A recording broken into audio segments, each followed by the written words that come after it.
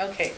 Welcome everyone to Ions and Friendly Favors, hosted by Sergio and his beautiful wife. Here at Ions, we're in the amphitheater here at Ions, and as you see tonight, we're discussing UFOs and consciousness with Grant Cameron.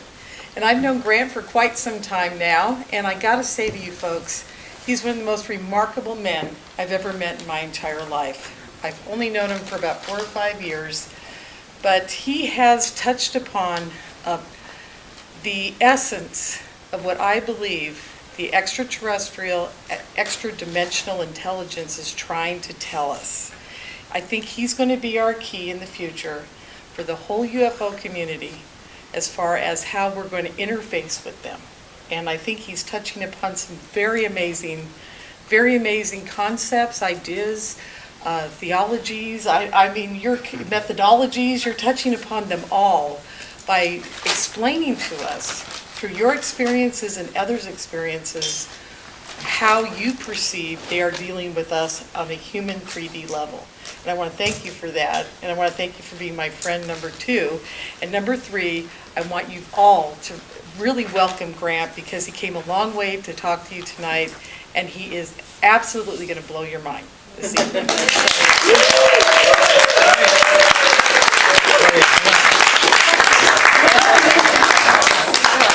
Good job. I have her address, I'll send her a check. For those of you who know my story, I'll make it short, and I'm going to cut through some of the stuff because I want to get to the end. I've got some material that even happened this morning. I've been in this 40 years, UFOs. For 37 years, I basically was into sightings. I chased, as I'll explain, I chased the Canadian government, I chased the President of the United States, I actually talked to Dick Cheney, chased the intelligence agency, the head of the CIA, the top scientist in the CIA actually commented on the one book I wrote here. So I did all that. In February 26, 2012, I had what I call a download experience. Changed my life. That's basically the story I'm going to tell you, what happened after that download experience, how I completely went from nuts and bolts to consciousness. And Jerry Pippin, who's now unfortunately passed away in the last month, very famous sort of radio broadcaster, said to me, he said, "Grant, I can't believe you've gone over to the woo-woo side." And I said, "Well, Jerry, I'll tell you what. I didn't do it on purpose. I was teleported there. I had no choice but to go there. It happened like that." And so I'll just go through it, and we'll try to save some time for questions. I can talk very fast. I get very excited about this subject. I've got a book coming out. I think we've got this right away. I've got a book coming out called Consciousness, Inspirations and Downloads Where Good Ideas Come From.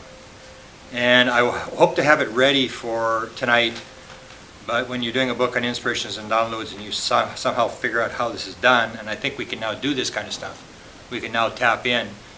I have to keep rewriting the conclusion, and then more stuff will come, and I have to rewrite it again. So it wasn't ready, but this is the book that is about to come out, and it basically goes through all sorts of different inspirations. Just inspirations in modern music, rock and roll, inspirations in inventions, Nobel Prizes, scientific discoveries, books, movies, art, savants and prodigy, which is a very important subject, psychics and mediums through scientific investigation, inspiration through aliens, inspiration through ancients, inspirations through channeled entities, through automatic writing, meditation, inspirations to the dying and the grieving, inspirations through music of the spheres, and inspirations through psychedelic compounds, which is probably one of the key ones that I found that works.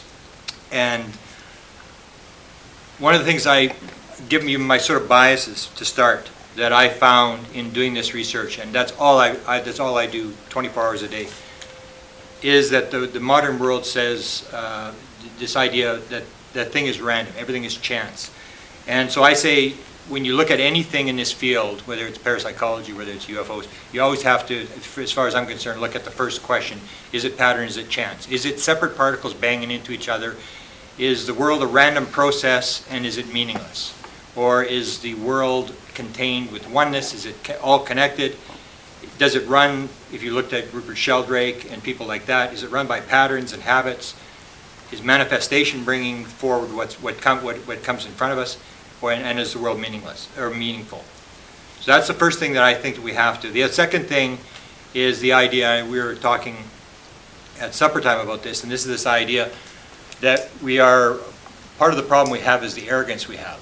And that we think that we are explaining things, we think we are inventing things, and I say, no, we're not doing either. This is the simplest thing in biology, it's the separation of the cell. And we say, well, we've explained this, it's just a little robot, and it just separates a cell. And I say, give your head a shake. I mean, you say that it just separates, a cell is composed of 100 trillion atoms. Not billion, not million, trillion atoms.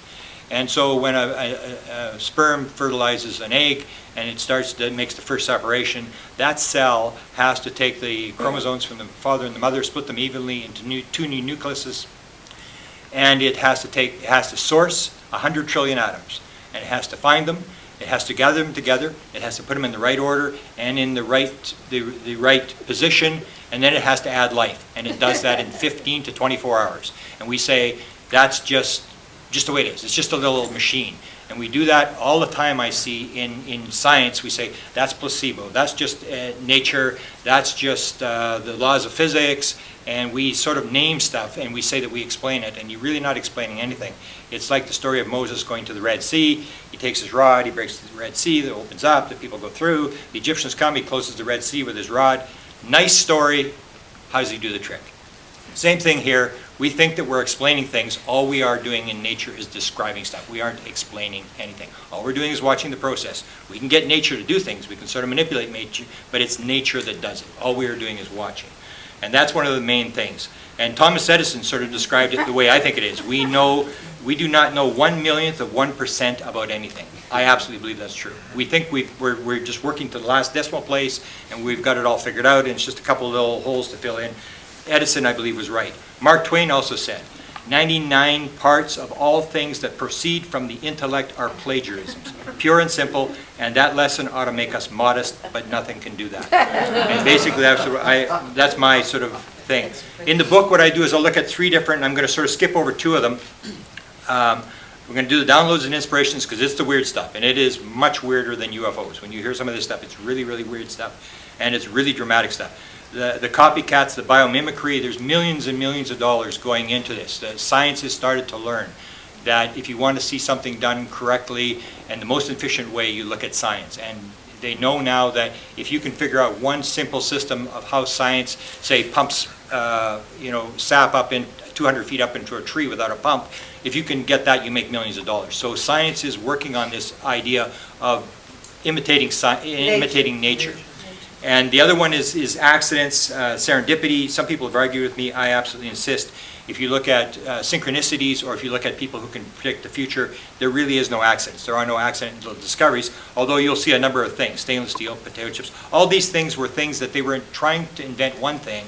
Something happened in the lab, and they ended up inventing something completely different. These were sort of like accidents, and what they do is basically take credit for it, say we invented it, and they make a lot of money on it, and basically it's something that they had really no control. It just accidentally happened. And there's quite a few of them. LSD was one of the big ones. I'll say it'll go down in history as one of the top 3 inventions of the 20th century. And when you look at it, you see that the guy who invented LSD was having visions as a child. He was very, very sort of into this sort of thing. He had a voice talk to him when this thing happened, when he invented it. And you start looking at this kind of stuff, and you realize that it's not just accident. It is much more pattern. It's being able to tap into the system rather than manipulate the system. Jacques Vallée, this is this thing about synchronicity. I'll skip that. One of the things that when you're doing inventions you find is that the vast majority of inventions, and I'll just go through a bunch of them here, it's just page after page after page of inventions where we think that somebody invented it. For example, the telephone. Most people don't realize that Alexander Graham Bell filed, and 3 hours later someone filed the same patent, exactly the same thing. And they have found that the vast majority of, and this has been written about by a lot of people, the vast majority of inventions were invented in 3 or 4 places at the same time, which tends to indicate that it's there, it's in a field, And when the people get to that level where they're sort of talking in that sort of aspect, that a number of people will tap into the same invention at the same time. And the Nobel Prize Committee actually goes along with this now. You'll see a vast majority of, for medicine or physics or whatever, it's almost always awarded to 3 people, 2, 3 people. It's never awarded to one. They've actually admitted the fact that inventions happen simultaneously, that it's not usually one guy who comes up with it. Now this is my trail. I had a UFO sighting in 1975. On the far right here is Wilbur Smith, who ran the Canadian government UFO program. When I was in 75, I tried to publish a book on this small town that was inundated with UFOs, and I was there, and the publisher wouldn't publish it, said, "Mr. Cameron, you may believe in this kind of stuff, count me among the unbelievers." And I said, "That's it, forget the sightings, waste of time." And all I said is, I want to find out this object up here in the top. It was called Charlie Red Star. I saw it up close, and all I wanted to know is, what had I seen? Somebody had to be smarter than me. Someone had to know what it was. So I chased the Canadian government, and that's in some of my books. Dr. Eric Walker is the former president of Penn State University, had 14 honorary doctorate degrees, was chairman of the board of the Institute for Defense Analysis. He was an assistant secretary of defense. He was very good friends with Eisenhower, very, very powerful guy, and we chased him around for 8 years. He couldn't hang up the phone, and we were trying to get him to explain why the cover-up had taken place, how it all fit together. And then, of course, I went after the presidents, and I chased the Central Intelligence Agency, figuring that somebody at these very high levels had to know what was going on. And then my right brain conversion to the woo-woo-ville. This happened, and to give you an idea, what happened to me is exactly the same thing that happened to Edgar Mitchell. And I quote here from the IONS site. Traveling back to Earth, having just walked on the moon, Apollo 14 astronaut Edgar Mitchell had an experience for which nothing in his life had prepared him. As he approached the Earth as we know it, he was filled with an inner conviction as certain as any mathematical equation he'd ever solved. And his download was that everything is connected. That consciousness is, everything is connected, the universe is one, it's all connected. That was his download. My download was very similar in content, but it had the 3 sort of things that a download has. It happens instantaneously. It happens like that. It doesn't happen, it's just quickly. It's like the near-death experience when someone has a life review. It happens like that. What would take years happens in seconds. That's what happened, and it filled with this sort of excitement, which when it happens, it's like you're just totally excited. And this one that I underlined is the most important one. That's the hardest to explain. When it happens, you are absolutely 100% assured. You know this is right. You do not have to put it in a lab. You don't have to check it. You know this is the answer. It comes with this absolute certainty, which Edgar Mitchell described and which I experienced. And it's very hard to explain to people, to get them to believe that it actually does have this absolute certainty part to it. Other downloads. I'll go through some others and then I'll describe mine. Now, some of these are kind of weird. This is one I put in because Sergio and his wife are sort of into art. This is a guy who believed that he was in contact with 40 different artists. And there are a number of these. There are hundreds of these people in the world, and they usually paint in the dark. This is a guy who's painting 2 artists, 2 famous artists at the same time. And this is, they have a word for it. But there are hundreds of these people in the world who can do this. And he's got his eyes closed, and he's basically 2 faces at once, a different artist in each hand. So this is the kind of process that I say that people, we're getting help. We're not doing this ourselves. We're getting it from somewhere else. Here's one for the scientific people. The guy on the left is Fred Hoyle, who should have won 2 Nobel Prizes, except he disputed the theory of evolution, and he believed that life was coming on meteors, and the head of Nature magazine didn't like him. And the guy on the right is Richard Feynman, who won the Nobel Prize for Physics. Here's them talking about the download experience. This is they'll be talking about this very instant excitement, knowing it's right. And Feynman is talking about his discovery of supercooled liquid helium. He came up with this whole theory. So listen to them talk about the download experience. Now Feynman should have known, because it was done back in the 1960s. Feynman did LSD. And one of the former directors here at IONS, James Fadiman, had done an experiment in 1966, the day they shut the LSD experiments down. And it was done with people here in California, with high-level scientific people, architects, and what they did was they would give them headset, they would give them eye covers, and the way you got into the study was you had to be working on a problem that you were absolutely stumped on, and you had to be working on that problem for 3 months. Otherwise, you couldn't get in. So they had these people who had this dying desire to solve a problem. They had 48 people in the experiment. They gave them 100 micrograms of LSD, and 44 of them instantly got the answer to what they were doing. And Feynman actually describes all the things that they were working on. So they were working on it for creativity. This was done in the 50s and the 60s, and it was the way to sort of straighten out the mind, to see things, to put things together, but it was very, very effective. And Feynman may actually have used this process because he was doing LSD at that time. Here's another interesting download. I did a lot with music. I've done a lot with aliens and music and this sort of stuff. Here's Bob Dylan talking about a lot of very famous, some of the most famous songs are, someone actually said if you write a song, the most famous songs are written in under 10 minutes. So here's Bob Dylan talking about where music comes from, where his very famous music, and he's in the top 10 of all times for musicians. I'd read somewhere that you wrote Blowing in the Wind in 10 minutes. Is that right? Probably. Just like that? Yeah. Where did it come from? It came from, it was like,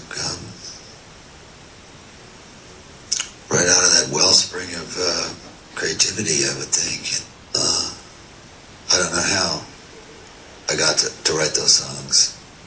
What do you mean you don't know how? Well, those early songs were like almost magically written. Darkness at the break of noon, shadows even the silver spoon, handmade blade, a chop. Child's balloon. And a lot of musicians, I've talked to a number of musicians, they'll all describe this phenomena, that they really don't know where it comes from. It comes in dreams. The book, The Wizard of Oz, came in an instantaneous download. Like mine, like Edgar Mitchell's, came instantaneously. Here's one of the big ones. J.K. Rowling's, all the books of Harry Potter. Here's where they came from. Was a writer. Yeah, I wrote compulsively all through my late teens, into my 20s, but I'd never really found the right thing, you know? And then I was on a train, I was 25, and it came, and what came was, boy doesn't know he's a wizard, goes to wizarding school. Bang, bang, bang. And then that was it, and that was like touch paper, and I was on this delayed train going from Manchester to London, and my head was just flooding with what's at this wizard school. There are 4 houses, there are ghosts, there are house ghosts. What do they teach? What subjects do they learn? Who are the teachers? And I had no pen. And but that was it. That was it. I don't think I had ever felt so excited. I thought I'd love to write that. This one is weird. 12 Steps and the 12 Traditions, the book for Alcoholics Anonymous. He had a download experience in 1934. He called out to God. He was being treated in a hospital with some sort of drugs. He has this sort of enlightening experience with the light and all this stuff, never drinks again. In the 1950s, he writes the 12 Steps and the 12 Traditions, and in his writings later on, he reveals the fact that he got it off an Ouija board talking to a 15th century monk by the name of Boniface. When that happened, a lot of people in AA quit. I guess they figured, okay, we're going out to get drunk. They couldn't believe it. And he had a seance room in his thing, and he even quotes, he talks about, throughout AA, we found a lot of psychic phenomena, nearly all of it spontaneous. Alcoholic after alcoholic tells me of such an experience and asks if this denotes lunacy. These psychic phenomena have run nearly the full gamut of everything that we have seen in the books. In addition to my original mystical experience in 1935, I had a lot of phenomenalism myself, and that was William Wilson, who was the co-inventor of the Alcoholics Anonymous tradition. Google, everybody uses Google, came in a dream. Here's a page describing how it happened. Hopefully, let's go. Maybe we're not gonna. I have a story about following dreams, or maybe more accurately, it's a story about finding a path to make those dreams real. You know what it's like to wake up in the middle of the night with a vivid dream? And you know how if you don't have a pencil and pad by the bed, it will be completely gone by the next morning. I had one of those dreams when I was 23. When I suddenly woke up, I was thinking, what if we could download the whole web and just keep the links and I grabbed a pen and started writing. Sometimes it's important to wake up and stop dreaming. Satisfaction by the Rolling Stones came in the middle of the night, the main part of the song, and it was on a tape recorder. He put on, most of these guys have tape recorders, John Lennon, all these guys. They had a tape recorder, and so he sings the bar of music, Ain't Got No Satisfaction, and the next thing you hear is him snoring. Yesterday by the Beatles, one of the most famous songs ever. Clearly, Paul McCartney said, came in a dream, he woke up, it was all there. He just had a piano in the room and quickly wrote it down. The Guess Who, this is where I come from, the famous Guess Who, American Woman. That song they played in 1968 in Mississauga, Ontario, and the head of the band describes the fact that somebody in the audience was taping it, and when they played it back, none of them remembered ever writing it, playing it, composing it, nothing. It was totally new to all of them, and they had played the whole song. Francis Crick, these are Nobel Prizes, confirmed to a friend that he was doing LSD when he discovered the double helix. That's where the idea came from. Oh shoot, now we're going to have computer problems here.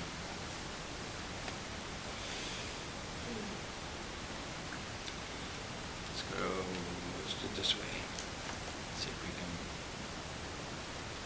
can. Carey Mullis, who won the Chemistry Nobel Prize, was doing LSD. He said that he learned how to walk around inside a molecule, and he's the guy that won the Nobel Prize for duplicating DNA. He was asked, could you have done it without the LSD, and he said no. He's also very famous because he's an alien abductee. He clearly talks about the fact that he goes to his cottage, Northern California, and encounters a glowing raccoon who says to him, "Good evening, Dr. Mullis." And 6 hours later, he woke up and he got his gun out, and he said, "I'm going to find that little effer. I hope he's still in the outhouse." And he went looking for and then his daughter reported 3 hours missing time, and she came and she said, "Dad, I think you should read this book." And she gave him the book Communion. And he's very open about the fact that he's an abductee, and that LSD helped him create his Nobel Prize. Charles Towns, who won the Nobel Prize for the laser, actually asked the question, which is very important: where do brand new human ideas come from? His came on a park bench, and this comes to this right brain, left brain thing that I'll talk about, that when you quieten down, they've actually made this into a statue. The other one that happened on a park bench was the other Nobel Prize, which was the invention of the hologram in 1964. It also occurred on a park bench. The guy was just sitting there watching people play tennis, and suddenly this whole idea of how it worked popped into his head. This is mine. Happened in 2012, happened February the 26th, happened exactly the same day that a very famous contactee by the name of Chris Bledsoe had his first encounter with what he calls the Shining Lady. And this is a message that says he's been given to the world. He's becoming sort of a famous abductee. He meets the Shining Lady on exactly the same day as I have my download experience. I'm watching Colin Andrews, who is the top crop circle guy in the world. I had no intention of going to lecture, had no interest in crop circles whatsoever. I just figured that he was a very famous person. I should pay him the respect of going in to watch him lecture. I went in to watch him lecture, and that's when it happened. He was talking about consciousness and crop circles. What his claim was that 20% of crop circles are created by aliens, the other 80% are hoaxed, and that the aliens are telling the hoaxed people how to do it. And he gave a number of examples, pretty convincing examples of how these people suddenly got ideas in their head, and it matched with people meditating in fields and asking for certain patterns, and this guy would put a certain pattern down. And anyway, he's talking about that. That's all I remember about the lecture. But the way this works is it's not that you get anything free. As I say, and you'll see me described, your left brain has to gather the material. It has to do all the thinking. It has to go through all the work. When you've done that, when you relax, when you can shut down the left brain, when you can sort of go to that right brain state, then whether it's relaxing, whether it's meditating, whatever it is, then boom, it comes across. And that's what happened to me. I had worked on all this material in my life. I just didn't realize it all fit together. The one is a top secret government document from 1950 from the Canadians. The Canadians in 1950 go to the Americans, and they want to, through classified channels, they ask the Americans, what's the deal on flying saucers? What's really going on?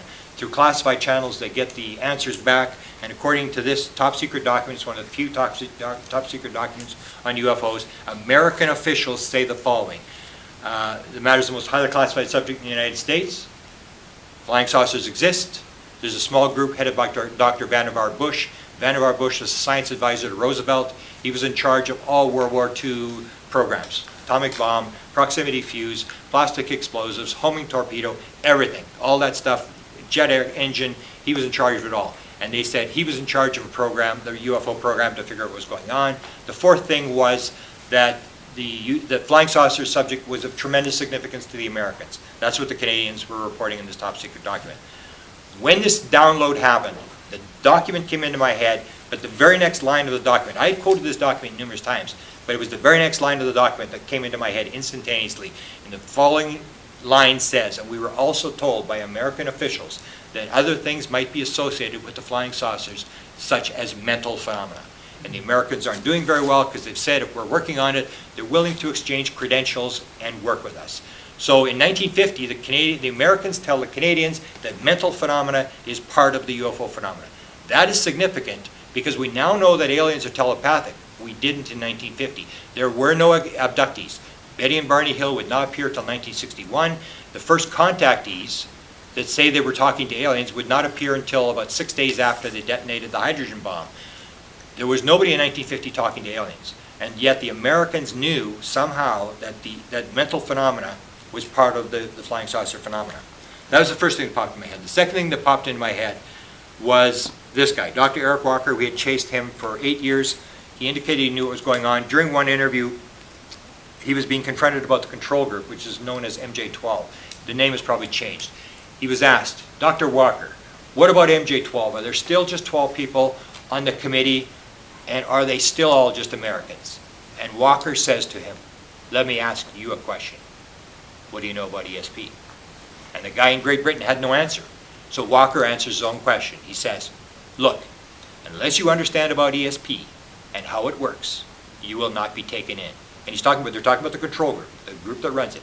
Unless you understand about ESP and how it works, you will not be taken in. Very few people understand about it. So that's the second. That's 1991. The third thing that popped into my head is this. UCLA engineering alumni, Ben Rich, who runs Lockheed Skunk Works. SR-71, U-2 spy plane, stealth fighter, drones, all that was Lockheed Skunk Works. He was the president of Lockheed Skunk Works. He gives a lecture at UCLA to the engineering alumni. The very last slide, 1993, March 1993, the very last slide he shows is a flying saucer. And he makes this famous statement, we now have the technology to take ET home. And everybody laughs, except for 3 ufologists who are in the room. And they go, what? And they look, and so after the lecture ends, he shows this slide, everybody comes up, there's about 25 people asking him questions. Ben Rich says, we have the technology, it's not going to take a lifetime to do. We've discovered the mistake in the equation. And he said, but it'll take an act of God to get this thing out of Congress because it's so deep black. One of the people that was watching it was Jan Hartson, who's now the international director for the MUFON, the biggest UFO group. Jan Hartson had an experience when he was 9 years old in his backyard. His brother came and said, someone's trying to get in the window. They go out in the backyard, there's a flying saucer sitting there. 30 feet away, he looks at this thing, and he had always wanted, he and his brother were trying to build a flying saucer. So here's this flying saucer. He tries to get a camera. He's missing time. When he comes back in the house, he's missing an hour and a half. His whole life, his whole engineering career is dominated by this event. He wants to know how UFOs were propelled. Ben Rich is heading for the door. Questions are over. He runs after Ben Rich as he's going out of the building. He said, Ben, I saw this UFO. I'm fascinated. I need to know. I've spent my whole life. I need to know. How does the propulsion system work? How do they get here? And Ben Rich turns around and he says, let me ask you a question. What do you know about ESP? And Jan Hartson said, I didn't realize there was going to be a question coming. So he said, well, it means everything in time and space is connected. And Ben Rich said, that's how it works. Gets in his car and drives off. So those are the 3 things that popped into my head. Very high-level officials. The head of Lockheed Skunk Works, a guy who was very good friends with President Eisenhower, head of the biggest, one of the biggest engineering colleges, and the Canadian government, all saying the same thing. It's ESP, it's consciousness. This is a key to the whole thing. When that happened to me, I was just like, wow. It was like certainty that this is right, and it all came in an instant. So the UFO connection, here's the UFO connection, which comes down when you get into quantum physics. you have a situation in quantum physics, and this is called the entanglement experiment. It was proposed by Einstein in the 1930s. This is a NASA slide, and basically it tells the story that if you take a particle, take a photon or take an electron, and these particles are entangled, you can move them through space. One can be on one side of the universe, one can be on the other side of the universe. If you change the spin of this one will instantaneously change its spin to balance. No time and space requirements, nothing. Instantaneously. And so what this comes down to is you say, you grab this one and this one says ouch, which means this one is aware of what you did to this one. Awareness is consciousness, which tends to indicate that consciousness is at the atomic level, that everything is conscious. And this is an experiment which has been run a number of times and nobody really doubts it. So if you take this entanglement type experiment and you extend it to UFOs, you take a look. If everything's entangled in the universe, if we detonate an atomic bomb, if everything is entangled in the universe and connected, will the rest of the universe know we detonated an atomic bomb? Absolutely. So that leads to the fact that when we detonated an atomic bomb, suddenly we got infiltrated by UFOs. That's when the modern UFO age started. There was some before there, and there was a pattern of weird things happening before, but nothing compared to after we detonated the atomic bomb. This is a photograph that was given to me by a Japanese journalist by the name of Maria Yude. The guy just died who took this photograph. He was a Marine. This is Nagasaki Harbor a couple weeks after they detonated the atomic bomb in Nagasaki. This is looking over the harbor. You will see an object up in the top right-hand side. Here's a close-up of the object. It's clearly a flying saucer. It's clearly a round object. This is August of 1945. So you can see that when we detonated the atomic bomb, they were there. They were watching. There was a number of these photographs taken, and the guy said that he didn't want them. He didn't want them released, and he's since died. And there's a whole series, 300 photographs, and a number of them have UFOs in them. This is the best of the bunch. So you can see this connection to nuclear weapons. And the other question is, if you have entangled objects, if you can move information across, and now we can do molecules, if you can go like this with a molecule or a particle, if you can sort of move things, then the question is, if everything's entangled, can you take a flying saucer in this part of the universe and just move to this part of the universe? It would seem to indicate that that's a possibility. This is one of the main things I started working on. Once I gave up on the sightings, once I gave up on sort of the government, although I didn't give up on the government, but I just sort of found this more fruitful. What I said is, if you watch lights in the sky, what can you tell? It's fast, there's green ones, how many green ones, how many fast ones, how many slow ones, how many fast, this, that, whatever. But you really don't know what you're looking at. I mean, you really don't know what's going on. It is not until you talk to somebody who's been inside the craft or who's talked to whoever's flying those craft that you're ever going to learn anything. And these are called experiencers. They're called abductees, experiencers. We usually call them experiencers. There's a group called FREE, which Edgar Mitchell is on the board. He's one of the members of the board of directors of this group. And it's the Foundation for Research into Extraterrestrial Encounters.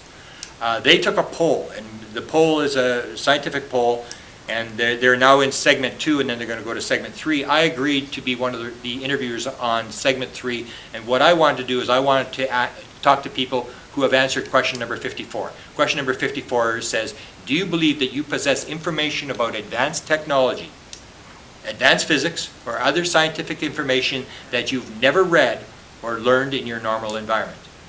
Out of the 1,014 people, out of the people who answered the question, 43% of them said, yep, I've got it. So the question is, that's the definition of noetic knowledge. Is that right, eh? The institute, noetic, Wow. is to know without studying. Without studying. Okay. Know it. Wow, exactly. So that's it. Maybe Edgar made up the question. Maybe because Edgar was involved in this. So you have this situation that the Roper poll taken in 1991, 1992 said that 2% of people in America exhibit characteristics of being experiencers, which would make it like 6.5 million people. If you got 6.5 million people who have had encounters with aliens and 43% of them have got downloads, you've got literally millions of people who are walking around with information, and I'm going to show you some of that information. I've got a medical researcher. I can't expose these people because their careers is over if they do. He has got, and there's no doubt about it, he said this came from aliens. Absolutely came from aliens. His daughter is a friend of mine. She's also a medical doctor. She lives in my city. That's how I met him. He was given an invention to encapsulate viruses. AIDS virus, any type of virus. They will encapsulate the virus and the virus dies. He's working on it right now. I know which university he's working at. They're in stages of producing stuff. That was given to him. I have a NASA engineer who said to me, I got an idea one morning. The last thing I remember in the middle of the night was a hooded figure standing at the end of my bed. And the next morning he said, I woke up, I had this idea in my head. I suggested they put an experiment on the space shuttle. They said they're not going to put it on. It's a totally stupid idea. It'll never work. He insisted, and he got a scientist to sign off and put his name on instead. They did it. It worked. I can't tell you what the invention is because it would expose who this guy is. He and his colleagues sold the business for $100 million. That was given to him, he said quite clearly. The only thing he knows is there was a hooded figure before he had that idea. So you get that. This is a Cuban lady. I'll show you this. This is a Cuban lady, 59 years old, who's getting all sorts of mathematical downloads, symbols. Here's one. It's very interesting. You'll see these orbs, and I'm going to show you one later with a cancer cure. You'll see these orbs going through her bedroom. And she's got these on the internet. You can look at these things, and they're getting like 35 hits. They've been on for a year. Nobody's watching these things. But she's got piles of these things, of these orbs flying around. And I'll show you this later on from another one from my city, which is very, very dramatic. This is what she's getting. If you remember the Reynolds from Force case, Jim Peniston gets this download. He touches the craft. He gets this binary thing. She's got the same thing. She got the binary thing. It's giving locations around the Earth. They decoded all this sort of stuff. She's getting these things. She's getting this writing here. She's getting this writing here. Nobody knows what it means. She's got this as a foreign language. She's getting foreign languages as well. Formulas. This is a girl, the NASA engineer put me onto her. She is able to predict things in the future. This is one of the things, she's an experiencer who suddenly was able to predict things and able to tell people, if you see you and say, you got something wrong with your kidney and stuff like that. This is the one she described to me. The mountains in the background, 2 high-speed trains in China are on the wrong track and they collide on top of a high track. And I found the photograph. She's a fellow who actually, this one you have to use a mirror to see it. It's backwards. You need a mirror to read it. Here's another one from the Cuban lady, 59-year-old Cuban lady, mathematical formulas that she's picked up. Nobody's been able to write it. And there are literally hundreds or thousands of people who are getting these mathematical formulas. And the question is, why are they getting it? Somebody's helping us for some particular reason. Cancer. Here's the cancer one. This happened in my city. This just happened. And this is pretty dramatic. This starts. There's 2 experiencers who tell this story. And one is Suzanne Chancellor, who runs a website called Random Alien Brain Droppings. She's 9 years old. She's with the aliens, a tall gray alien, which is this one. He's wearing a thing around his neck. He's got the long cloak on. And he tells her cancer is something you use every day. And then she said, as soon as he said that, this formula started to come out of the wall. A 3D holographic formula started to appear out of the wall. And she said it was so big and it was so holographic that she thought you could actually walk around this formula. It was like a molecule. You could actually walk around it. I won't play the clip, but that's basically her story. I put the other one together. The other one is Brett Oldham. He lives in Las Vegas, Nevada. She lives in Rhode Island. They've never met each other. I put them together. He is on board the ship, and we're going the wrong way here. Hang on.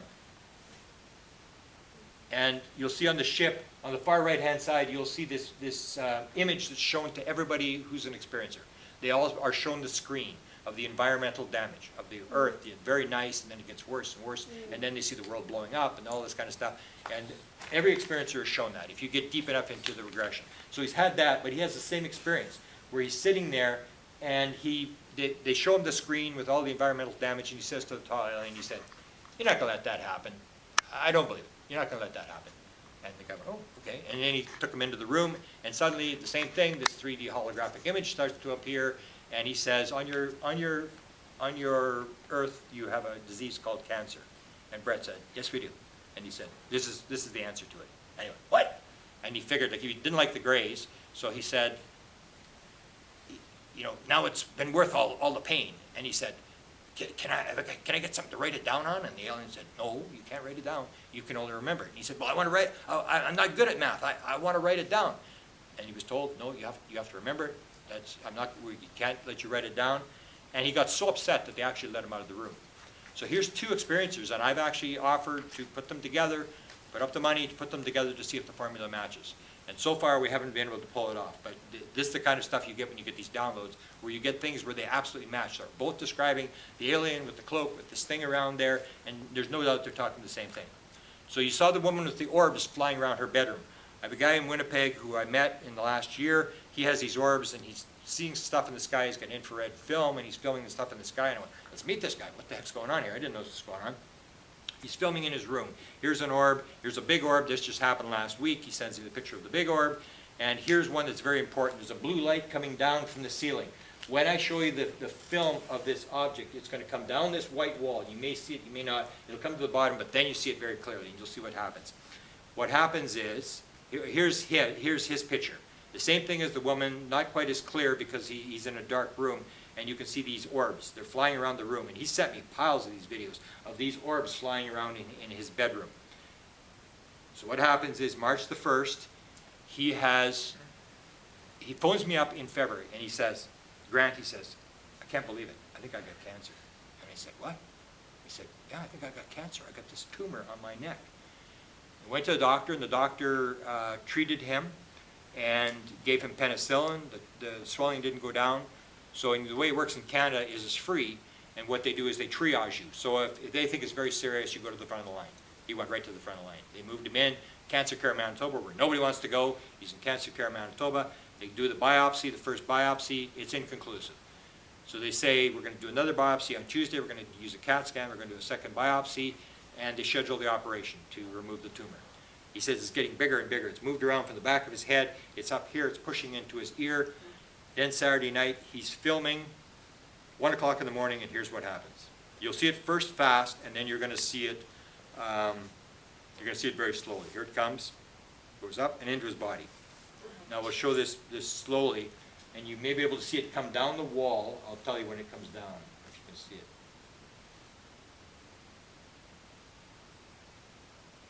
There it goes, down the wall. Okay, so it gets to the bottom,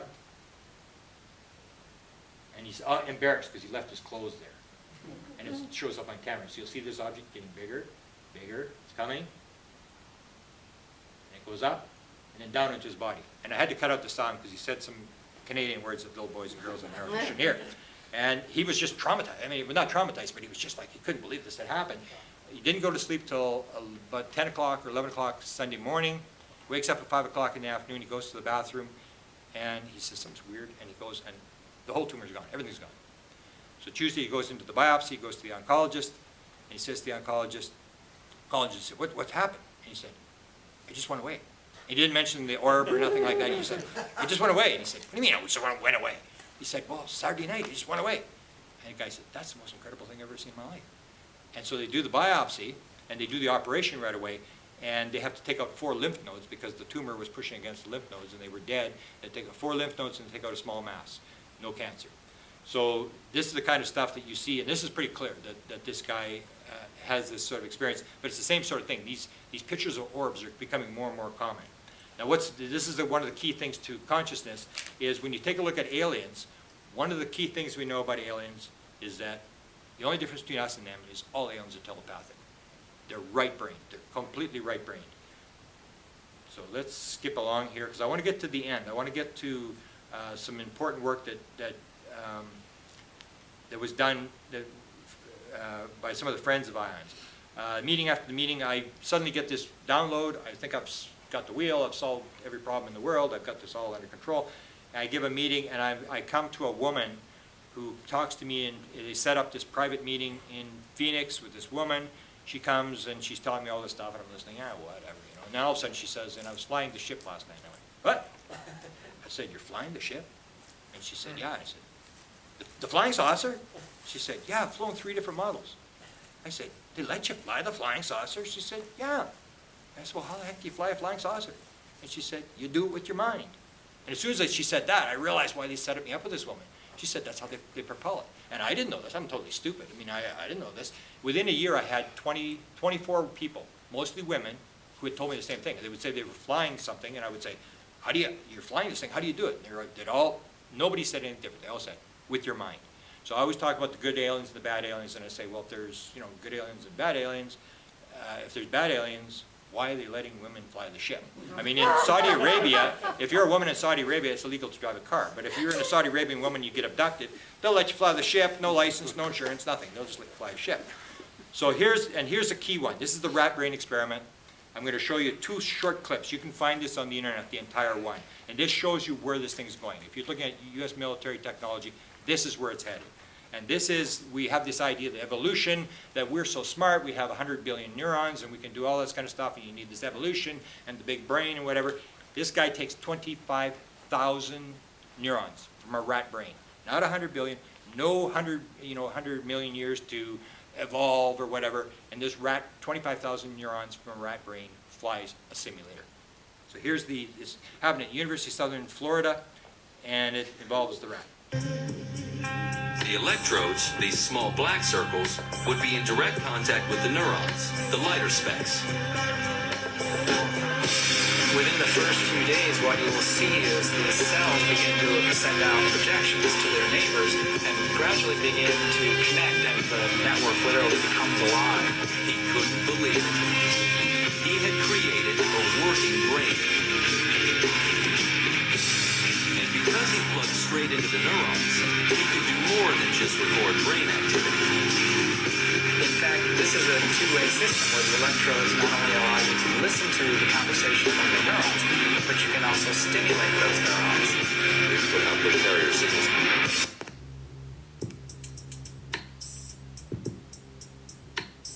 They have electrodes wired into this petri dish.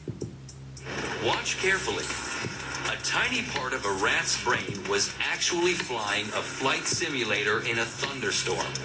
Wait till you see what this homegrown concoction can actually accomplish.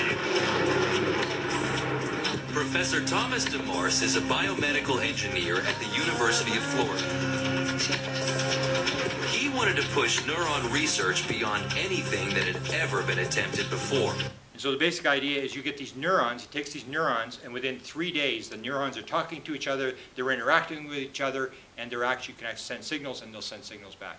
So it's not any sort of evolution type thing, it does it in 3 days. From just simple neurons to creating a brain to flying the simulator. This is 300,000 rat neurons that are driving this little robot around, and is done with remote control, sending signals to these neurons, and this thing's driving around and it's going in different directions. It's done with 300,000 neurons of a rat brain. So you can see that it's the neurons that are doing it. It's not anything else. The neuron, the power, it's like the cell that I showed at the beginning, the split of the cell. It's a pattern. The neurons know what to do. They can interact with each other. It's got nothing to do with the humans. It's the neurons, and it's whatever system powers the neurons that works this whole thing. This is I'm her biggest fan in the world. This is Jill Bolte Taylor. If you want to know how the brain works and how we link into the non-local mind, Jill Bolte Taylor was a neuroanatomist at 37 years old. She had a left brain hemorrhage, shut down her entire left brain. And she clearly describes the fact of what happened. She was going left brain, left brain, right brain, and then the left brain shut down. That's your analytical side of the brain, your rational side of the brain. And she describes being in her right brain for 5 weeks. And she wrote a book called Stroke of Insight. She was named one of the top 100 people influential people in the world in 2008. And she says, everything in my visual world blended. As the left brain was shutting down, she couldn't tell where her fingers were, where her fingers ended and where the world began.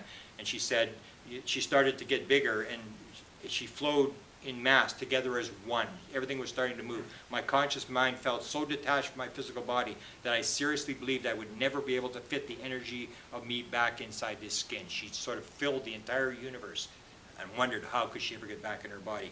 And she says, I believe the experience of nirvana, and that's what Edgar Mitchell experienced, exists in the consciousness of our right hemisphere. My stroke of insight would be peace is only a thought away, and all we have to do is silence the voice of our dominating left mind. And this comes to this idea that it's your left brain that is your conscious mind, and the right brain is in contact with the non-local brain, and that whatever you're using, whether you're using meditation or whether you're using psychedelic drugs or whether you're using pain or whether you're using a near-death experience or whatever it is, you basically get the password that moves you to the right side, and that's linked into the universal consciousness, and you can pull the stuff back. And that's how I believe it's happening. We on the other hand, in the world that we have believe the old paradigm. Like before 1800, we believed that the world, all the world was what we could see. And if you said that microwaves and radio waves and UV and X-rays, people would say you're nuts. You can't measure it, it doesn't exist. So that was before 1900, and the visible spectrum we now know is basically zero. What we actually see of the visible spectrum is zero, because if the spectrum goes infinitely in both directions, big waves, small waves, it's infinite, and what we see is literally zero part. It's just a little tiny segment. And so we would say the conscious brain, the left side brain, and you would have all this other stuff. We'd naturally say, well, there's other parts of the consciousness. You have dreams, you have near-death experiences and stuff. But the modern world says, no, there's just nothing. All there is this consciousness. And it's like, give your head a shake. It's almost like this sort of thing where, the guy says, I think you should be more explicit here in step 2, where it says, okay, then a miracle occurs. And that's basically what they're doing. It's sort of like they just say, well, it's placebo, it's just nature, it's just evolution, and it's like, nice story, tell me how the trick is done. So here's this, I'm going to sort of skip over this. I'll go to this thing. This is basically what has been determined, and what happened was, this came through epilepsy. If it hadn't been for epilepsy, we would never have learned this thing. And that was that there's a right brain, there's a left brain, and because epilepsy in the 1940s, they started cutting the corpus callosum between the brain of these people who had epilepsy. And it would stop the epilepsy, but it would also stop the right and left brain from communicating with each other. And that's when we started to learn what the right brain does and what the left brain does, because you could actually talk to one brain and the other brain. So the left brain is the ego brain. It believes in separateness. It's rational and analytical. That's where all the language centers are. On the right side cannot talk. The right side of your brain cannot talk. Only the left side can talk. And you have this, it's detailed, it's finding details, it deals with the past and the future. The right side is here and now. And the weirdest thing was V.S. Ramachandran, who was a big neurosurgeon, made this joke about asking the split brain person. He said to the left brain, if I'm talking to you and your brain is split, if I'm talking to you, I'm talking to the left brain. He said, is there a God? And the guy said, no, there's no God. And then he asked the right brain, and the way you talk to the right brain is to get the left hand, because the right brain runs the left side, the left brain runs the right side. So in order to talk to the right brain, they ask the left hand to point to something. So they say, is there a God? And immediately they said, yes, there's a God.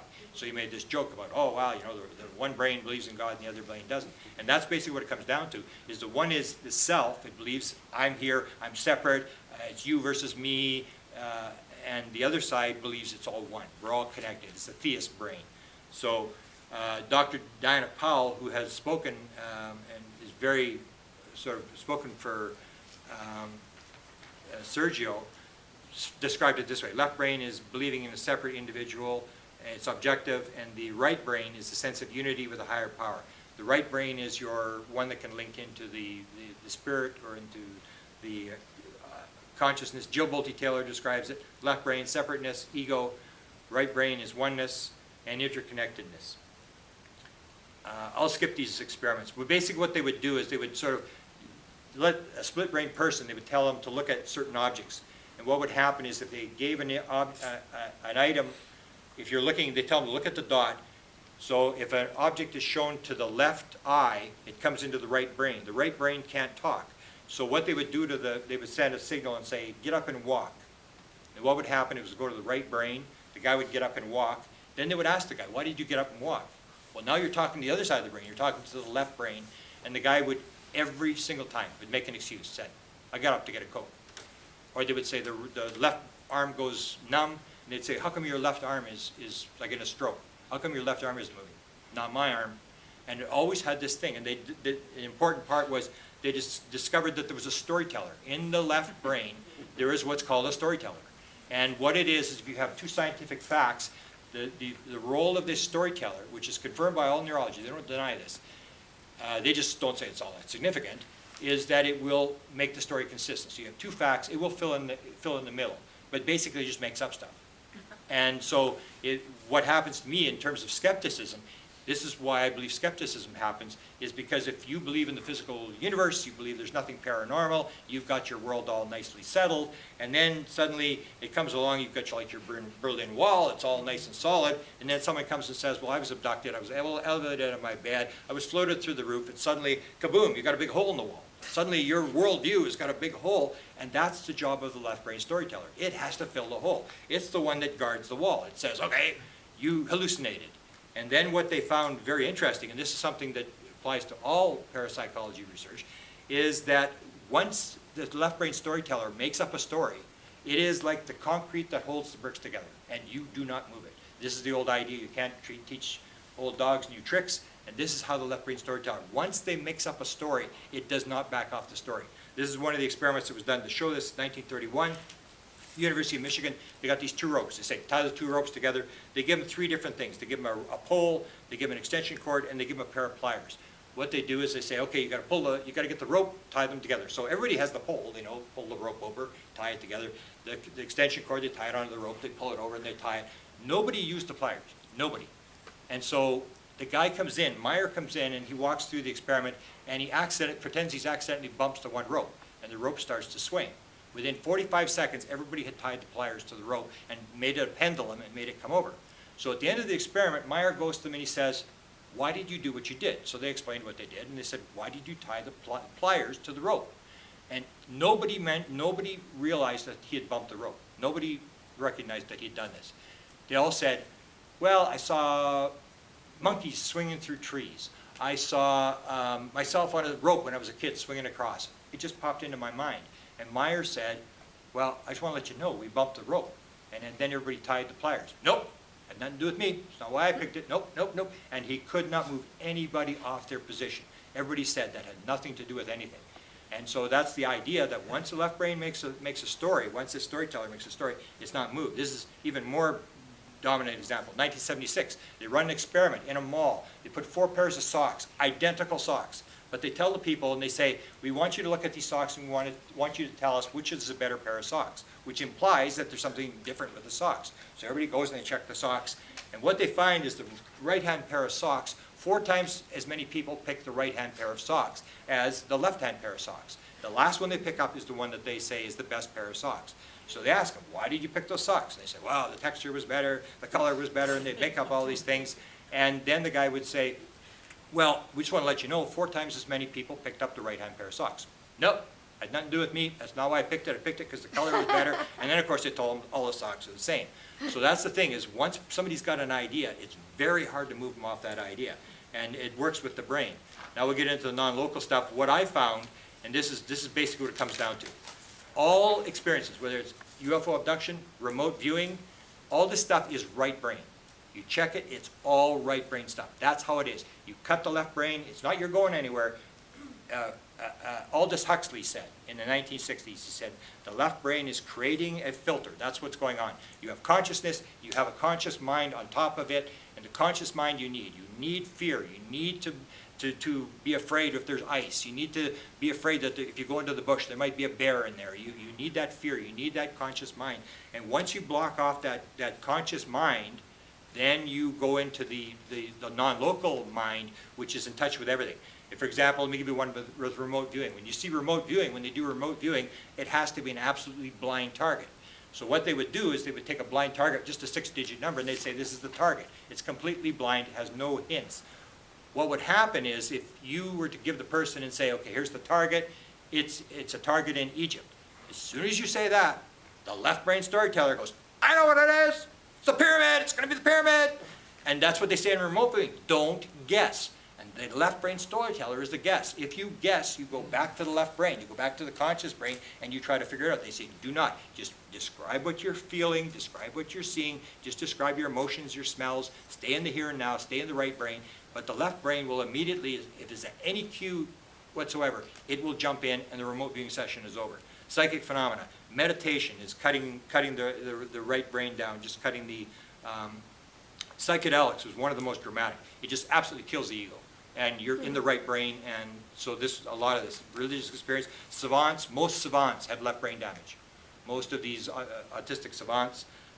Again, here's this thing with the thing. This one I want to talk about because it's one of the most impressive things. I used it, it worked for me.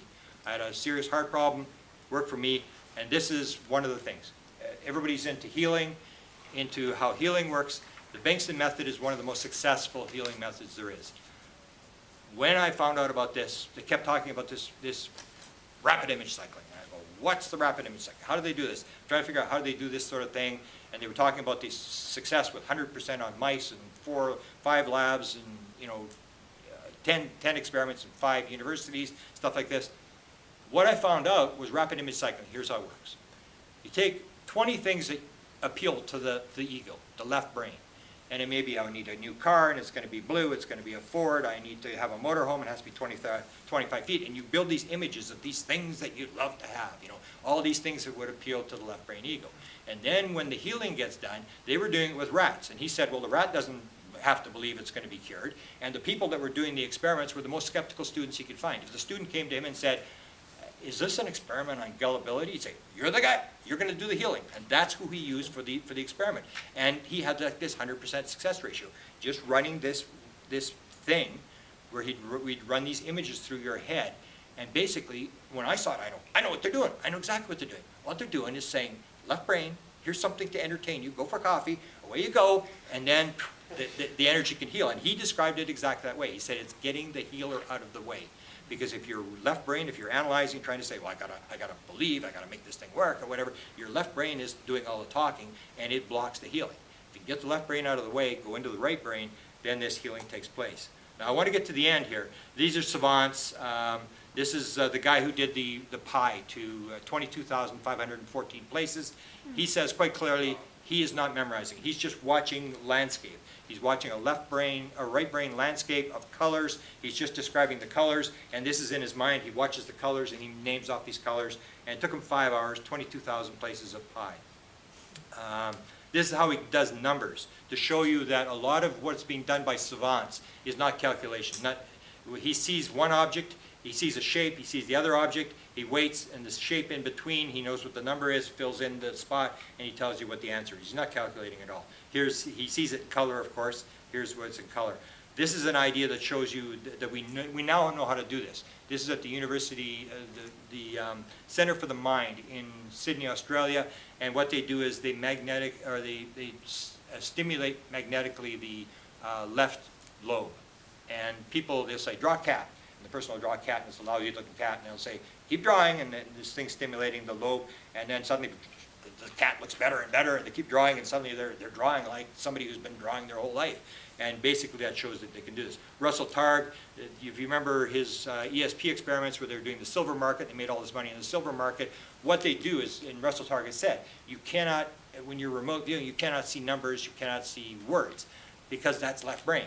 So what you do is you do associated remote viewing, so you use targets, like you use a pancake and a balloon and whatever, and you say, what object do you see? So you associate silver up, silver down, silver even with objects, and the person picks off the object, a right brain object rather than a left brain number. And they made piles of money in the silver market using this thing, and that's how remote viewing works, is going into the right brain and doing this. This guy had an injury, he's a savant, and suddenly he was able to see pi and all sorts of mathematical formulas, and he started to draw this. This one, if you believe, this is this whole thing about genetic information. This is one of the more important ones. And then I'll go to Diana Powell, because the savants are really interesting. When you see them, they've all got the left brain damage. These are Michael and John. They're 2 autistic savants from the 1960s, and people will, you've heard this thing with calendar counting. You'll see them ask them these calendar questions about times in the future, and they can calculate for leap years, for changing from the Julian to the Gregorian calendar. They can absolutely tell you what day of the week it is. So you say, well, they're called calendar calculators. And you think, well, they're calculating. And this will show you, can tell me whether you think they're calculating. And what you see is the left brain does mathematics. It'll do adding, subtracting, all this sort of stuff. So you tell me when you see this, are they in the left brain or are they in the right brain? It's very dramatic. I'll leave this. This is the dropping the toothpicks. This is a true story. This is dropping the toothpicks where it can instantly count objects on the floor. It's July 19th, and the year 92,000. July 19th, 92,000? 860. There it is. 92,860? Yes. That will be 92,860, July 19th? Right, July 19th. That will be on July 18th, 92,860. Yeah. That will be on a Monday. On Monday, all right. Now, July 19th in the year 132,470. Figure this one out. July 19th, that will be on a Saturday. Saturday. Saturday. All right. Now, I want to ask some other questions. Yeah. How many days in a year? 365. 365. Is it more than 365 or exactly 365? And the leap year is 366. 366. Leap year. All right. How many days in a week? 307. How many months in a year? 12. How many hours in a day? 24. How many minutes in an hour? 10 minutes. 10 minutes. How many seconds in a minute? 10 seconds. 10 seconds. Sure it's not more than 10? I'm sure. Sure. All right. How much is 4 times 7? 4 times 7, I don't know. You don't know? No, but there was 4. Mom, McBride taught you for months. Remember? You remember when McBride taught you? Yeah. What day was that he taught you on? That's in 1964. 64. What month? In February. What ward? Ward 5. Right. Now, 4 times 7 is how much? Is it 21? 21. Couldn't be more? Could be more. So the left brain shut down. They can't do 4 times 7, but they can tell you what day is. This is a download type thing. Now, this is a guy, I'll do this one, then I'm going to go to Diane Powell, which is the most, I say, if it were a fair world, Dr. Diane Hennessy Powell would win a Nobel Prize. But because it's not a fair world, she's totally ignored. And I'm going to show you this. This is a guy, Bob Millen. They did an experiment at Penn State University. This is a guy that can keep 4 symphonies in his head at the same time. So what he does is, he hears the 4 symphonies, he goes into an MRI machine, he has a headset, and it has a screen where she's communicating with him. They play he has the 4 symphonies, they say, okay, start the first one, the Handel Symphony. Okay, 30 seconds later they say, okay, start the Bach Symphony. Okay, he starts the Bach Symphony. Then 30 seconds later, another one, then another one. Then it plays for about 5 minutes, then they come back and say, okay, stop. Now where are you in the Handel? And he goes, da, da, da, da, da, and they go, everyone. Absolutely, to the note he had them. He can carry 4 symphonies in his head. And there's another kid, this Jay Blue says Jay that the kid. music just fills his head and he has to write it down. This is a kid that can have numerous symphonies in his head at the same time. It's the same thing. He's 11 years old. He's written 4 symphonies, and he can write an entire symphony in a couple of hours. And this is his ability to get this kind of stuff. And you say they're not figuring this out. They're getting this stuff downloaded. Now here's Diana Powell, who I was fortunate enough to meet and then follow her work. Here's her. Well, let me explain this first. Has everybody seen this video? Anybody seen this? Okay. This is a video. She works with nonverbal autistic children. Now, nonverbal autistic is the worst. This is the language center is completely shut down. And what they found is when you look into ESP, these are the best ESP people there are. The left brain is completely shut down, and the more the damage, the better it is. This is one of the best. There are a number of these kids around the world. This is one, her name is Audrey. Audrey is going to, what they did was they gave her numbers, and at one point she got 162 numbers in a row right. Now you're talking ESP, 162 in a row right. Here she's going to do 18, and what they did is she got bored. Autistic kids get very bored, very troublesome when they're bored, and so what they said is we'll play a little game, we'll do a mathematical. So she's picking off the question, the answer, she's picking off the whole thing.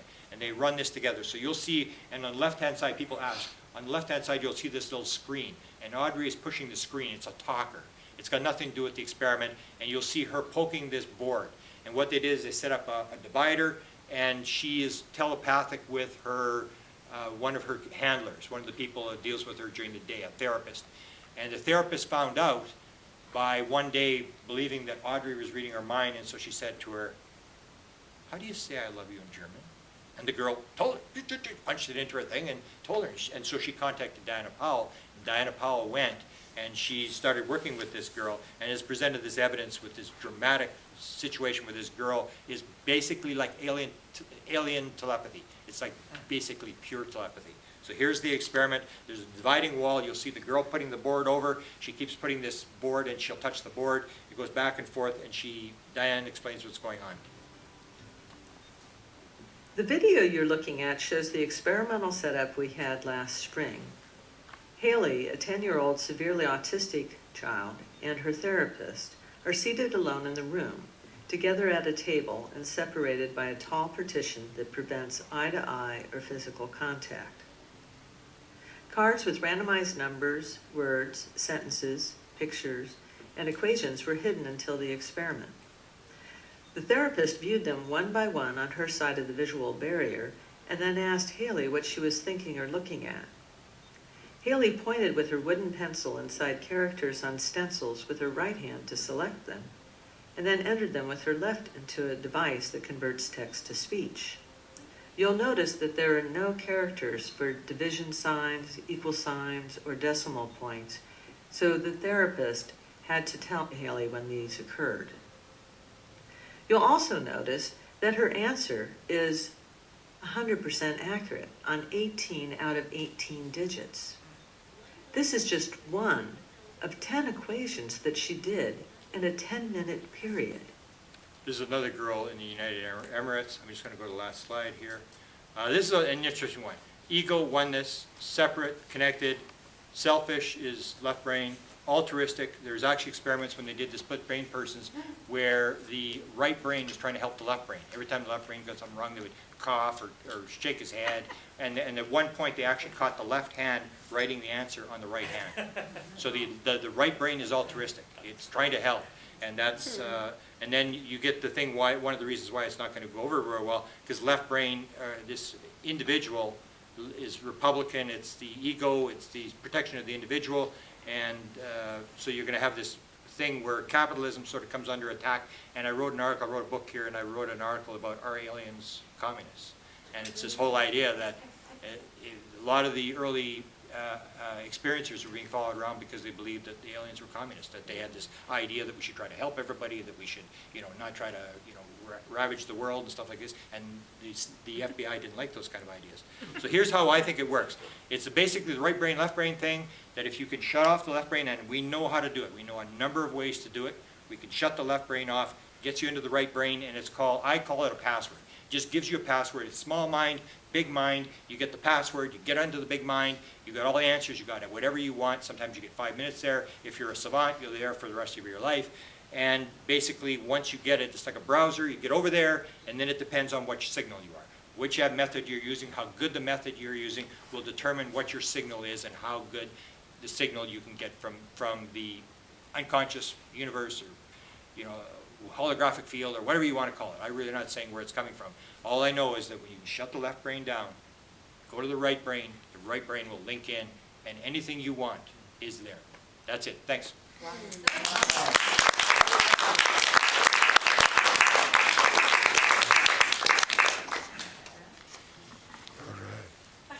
Lorian! I'll give you the first question. Sure. Do you have any plans in the future on how to connect your research with maybe Dr. Diane Powell's research on how, with maybe having her work with ET contactees? She knows about it. She used to work for John Mack. I know that, but are you two? I'm corresponding with her, but she's got her hands full trying to get her thing. When she tried to raise money, this is one of the problems. She tried to raise money, and she raised like $6,000 or something. It was embarrassing. Yeah. And this was, I said, if this was a fair world, that's Nobel Prize.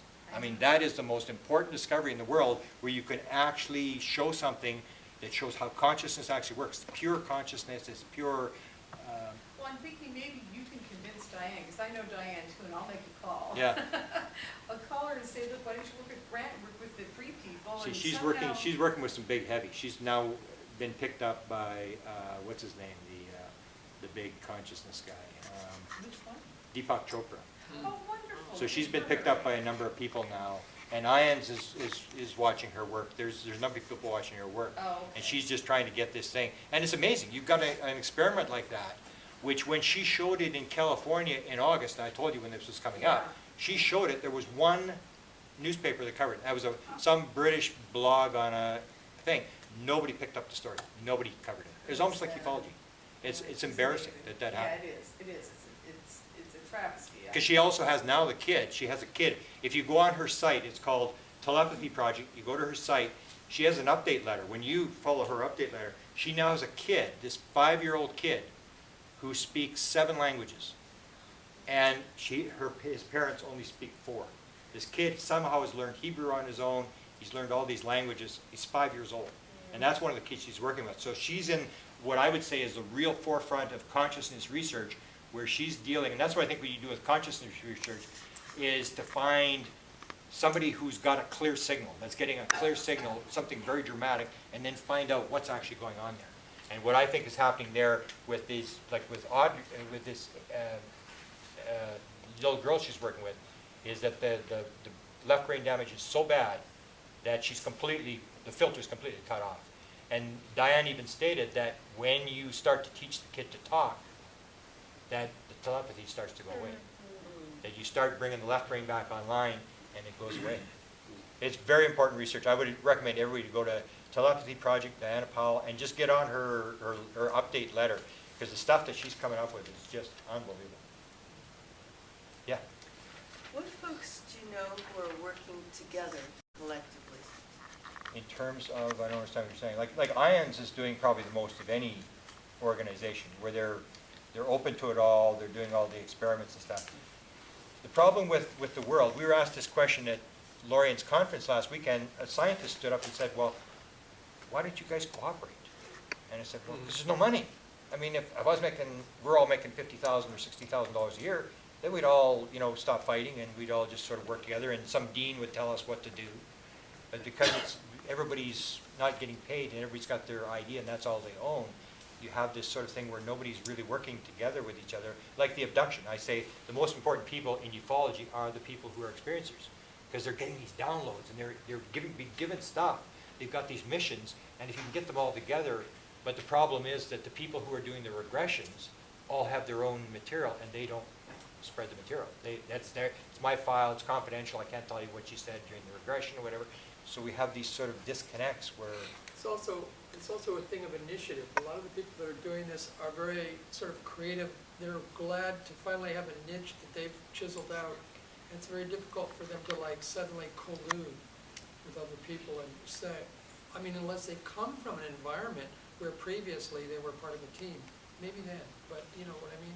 Yeah, and it's just at its infancy. There's like this kind of thing, as I said, when you get to the storyteller, I mean, it's not discussed, it's known, but when you take a look at scientific investigation, for example, if you're doing an experiment, I say you've got to consider the storyteller. So you say, I did this experiment, I found out this, this, and this, but what you don't realize is you found out this, this, and this, and your left brain storyteller still took a bunch of stories and put them in between. So you publish the whole thing, and the whole thing gets out, and half of it's total garbage because it's made up of the left brain storyteller. But we don't even consider it when we do scientific research. We think that we're doing pure research and we're picking the stuff and we're analytically analyzing the stuff, and we're not. We just got a few facts, and the rest is all just BS. It's been made up. So there's so many problems. It's just starting, and I put this stuff all together. I was shocked. I mean, most of the stuff I'd never seen. It's not being discussed. So we're sort of in a stage of infancy where it's starting to move together. But I think the main problem is you don't have any. No universities will take it. The odd one will have a course, but nobody will accept it. There's only 4% of people in the National Academy of Sciences who believe in any sort of paranormal phenomena, and that's because it's like the Vatican. It's a place where you get to the National Academy of Sciences. If you believe in UFOs, you're gone. I mean, if you open your mouth. So everybody, only 7% believe in God in the National. That's the top 2,000 scientists in the United States. So you have this paradigm of absolute rigid physical universe. You believe it's physical universe. You believe it's random. You believe it's evolution. There is no physical. There is no non-local. There is none of this stuff. It's all crap. These people are all pseudoscience. They're crazy. And that's the predominant model that's being taught in schools, and that's what we're up against. And we don't have the money. They've got the money. They've got the grants. You propose something that's kind of Looney Tune, you will not get funded. You will not get tenure. Your career is over, and that's the sort of things we're up against. But that's why I say the aliens are coming in through the back door. That doesn't really matter what the government does anymore. Because if you've got 43% of 6.5 million people who are getting downloads and getting stuff coming up through the bottom, it's coming out whether the government likes it or not. Yeah. What I actually meant was the power of synergy, so that if one person is tuning in, then 3 or 30 people will create a field that will receive it more readily, and then, as Steiner said, you get 12 different people to give each a different aspect of something, and you begin to get a whole view of something. So in that sense, people, outside of all the considerations that we know about living, funding, you know, all of money, all of that, just in order to get the material to most readily come through, I wondered if there were people... doing a really good job of that. Huh? I think Free's doing a really good job of that, with Grant as part of the whole advisory. And there is a synergy. There is, Lorian and I have discussed this. 2012, when I had the download, before 2012, there was nobody in the UFO community, guarantee you, except for Colin Anders, talking about consciousness. It just was a non-issue. You were a wacko. I mean, even I consider them wackos. I mean, there's these women selling crystals, and it's like, get out of here. It's like, that's the way it's considered. Since 2012, Lorian can confirm, this is the hot topic in ufology. I mean, it's like everybody's sort of realizing this. Everybody realizes this is a key topic. People want to discuss it. When I come, people want me to talk consciousness. They don't want me to talk anything else. And so you can see I would describe it, I say we're no different, whether it's consciousness, whether it's parapsychology, whether it's UFOs. We are no different than any other social and political movement. Every movement starts from the bottom, and it works its way up, whether it's African American rights, and it doesn't matter how many bad movies they made about African American rights or gays or whatever. Eventually the consciousness just goes up, people keep talking. That's why I say you keep talking about it, and you start getting this movement, and in the end you're going to get a situation that happened with Rush Limbaugh. I'm in the United States, I'm traveling across the United States, and Rush Limbaugh says, I heard him say it, that's it, they've got it, give it to them. Gay marriage, they've got it, give it to them. And I went, wow, we're over the hill and down we go. And that's the way I think it works. I don't think it's like a magic thing where it just suddenly happens. I think it's a thing that comes from the bottom, and they are working definitely. You see all these synchronicities of things happening inside the field where things link together. That's why I couldn't do the book. I mean, stuff was coming so fast. It was like unbelievable. And then I find out that other people, Lorian's had all sorts of downloads as well, that I start walking around and everybody's getting these downloads. And that didn't happen in 75. It was a completely different world. So you can see this thing, but it's happening indirect, and you can't really tell what's going on. But it is this sort of synergy where things are, there's something behind the scenes is pulling this all together. It'd be nice if the egg could crack in academia somewhere. And I think maybe cognitive psychology might be an option. I know Arizona, and it's got a lot of people there dealing with the quantum function of consciousness and trying to find an inroad there in a philosophical kind of way, you know? Yeah. But you still have the problem that with the left brain storyteller, that it is so rigid. I mean, that's like Bankston. Bankston should have won a Nobel Prize too. 100% cure rate on mice. And he said there was a PhD came to him, and a PhD from Australia saw him give the lecture, and he said, "This is incredible. I want to do this right now." And he said, "Get away from me." And the guy said, "No, this is the most important thing I've ever seen in my life." He said, "Get away from me." And the guy said, "No, I want to do it." He said, "Go away, come back in 7 years." He said, "I'm not going to destroy your career." And it's like Bankston, nobody will touch the guy. Nobody will touch that idea. And you look at it and you go, and there's no doubt. I mean, it worked for me. I was shocked. And so What worked for you? this Bankston thing, I had heard there's a show called Skeptical, which I highly recommend. It's spelled with K-O, Alex Takaris, and he had this very serious heart condition. He puts on one of the healers. He tells her, "I'm going to interview. I'm going to tell you when it's all over.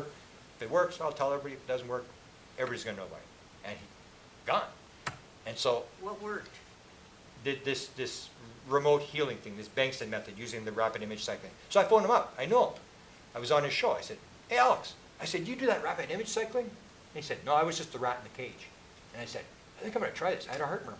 I was diagnosed by my doctor, suddenly I had a heart murmur. And it wasn't, and I sent me to the specialist, and I got to the front of the line, went to the specialist. The intern looked at it, did all these tests. Then the specialist was brought in. He asked him all these questions. What heart valve is it? They were talking which heart valve. Why do you know it was this heart valve? And then I started the rapid image cycling. I had Thursday morning I went for my echo. Thursday night was my first treatment, but I was already imaging. Went for echo, and they said, "Clean, nothing wrong." And so I don't really know, but that was enough for me to say, and now they're talking about Alzheimer's. This works on Alzheimer's. They can reverse Alzheimer's. So you look at that and you say, well, isn't that at least worth looking at? I mean, track it down, is anybody looking at it? And Bankston will tell you the same as ufology, like, he's like totally ignored. I mean, it's like, or he does the thing where he does the thing with need. He's in an MRI, he puts his hand out, and he's lying in the MRI, and just his hand is up, and they're putting envelopes in his hand, and they take them out, put an envelope in his hand, take it out, envelope in his hand, and some of the envelopes don't have anything in them, and some have hair from a mouse that's got cancer. And they're watching his brain, and every time the mouse with cancer, his brain will trigger, every single time, 100%, he's in the MRI. So that kind of stuff, and you go like, wow, why are we looking at this stuff? It's just that we're so far removed from mainstream science where you don't dare stand up and say anything, because you're finished. I mean, in the UFO community, John Mack, who was the first guy to do the abduction thing, Harvard University was the first person in the history of Harvard University, they were going to pull his tenure. He went for 16 months and managed to fight his, Danny Sheehan got him off the hook. But here was a guy, and David Jacobs from Temple University, doing alien abduction research, was an associate professor his entire career. He said, this is absolutely toxic. He said, graduate students come out like to do that. He said, do not. Your career is over. Do not do this. You will never be promoted. You will never go anywhere. And he never got promoted in 30 years because he was doing this kind of stuff. So it's just so hostile, the scientific community, to this kind of stuff. And it'll come back from the bottom. But there is, in the last 2 years, a big move. I want to make one comment to what Grant was just saying. Yeah. Bergstrom is speaking in Mill Valley Friday and teaching during the weekend. Yeah. If you look up William Bankston, he's actually speaking in Mill Valley on Friday. I'm lecturing, so I can't go to it. And they're doing the training. And I'm going to go to the training, but if you go to his lecture, or if you go to skeptico.com and you put in the search engine in skeptico.com, it's spelled with a K-O, not a C-O, you will see Bankston, and then Bernadette Doran was the healer, where he actually challenged her. He said, okay, we're going to do this, how does it work? But Bankston actually talks about all the experiments. And he talks about, it's so effective that when they had the healers, these skeptical students, if the students got into the room where the control rats were all healed as well. And he talks about this, and there's no doubt his material's there, but it's the same thing in whether it's parapsychology, whether it's ufology, whether it's healing or something. The atmosphere is just so toxic from the scientific community. But I say it's moving. It's coming from the bottom up, though. I got a comment Yeah. about this. I think it's going to come through the UFO community because we're already at the bottom of the rung and nobody cares about us anymore. You know, seriously. Yeah, but the UFOs has gone to the consciousness big time. I mean, exactly. it's and moved that's why over. it's in our field and not in a scientific yeah. setting and what have you. Okay, another question? Yes, sir. Good question. So when you talked about the right and left brain, I had experiences where people would have a right brain experience with them, and the left brain afterwards cannot digest it and negated it. It was like two different people. It was. They actually talked about the fact that the left brain, right brain actually fight with each other. When you cut the corpus callosum and the brains can't communicate, they would talk about things where the hands were both trying to open the car door and they're fighting with each other trying to open the car door. Or, you know, the one would want to smoke and the other one take the cigarette out and throw it. It was pretty fascinating, though, to see it happen, not realizing what it was until you explained it, then it made all the sense in the world. It actually negated the experience it could not comprehend. Yeah. And the other part is when I do sound healing as well with Tibetan bowls, which have their own vibration. Mhm. And when probably 99% of the time when people go deep into their meditative space with the sound, the mind can't grasp it because there's no pattern to it. So the right mind goes extremely deep into itself, and the left one wakes up and said, where was I? Yeah, yeah. That's what you're doing, is you're sending the left brain for coffee or go play or whatever. You can't grab it, and it's like, it's amazing to see, and I didn't realize why I knew it happened, but I didn't realize why. And it literally says, where did I just go? Yeah, it's like a remote viewing they called to kill the ego. You have to kill the ego before you go. Thank you for that. Question over here? He's been trying to get your attention. Yeah, go ahead. Thanks. So what you said about the fighting of the left and the right brain, it made me immediately think of the movie All of Me with Steve Martin and Lily Tomlin. The courtroom scene is absolutely classic and hysterical anyway, so that's just an aside. But when you were talking about career killers for academia in ufology and everything, I thought of neurofeedback as a bridge that can objectify you know, it's the nexus between science, hardcore science, and consciousness. And I think there's definitely a future there Yeah. using neurofeedback, because what it can do is you can train the brain to normalize brainwave activity and balance everything. So if you can lower the beta, which is the excitatory, and the active, and if you can enhance the delta and theta waves, then you can actually help to bring people into these states that you're talking about, where they're more receptive to downloads. Yeah, that's why I say, I think we've learned the processes. We know sort of how it works now. And there's a number of different ways. And there are I'm not saying that it's totally bad, because there are breakthroughs. IONS is doing breakthroughs. A lot of that is being sort of generally accepted by the community, although scientists won't acknowledge it.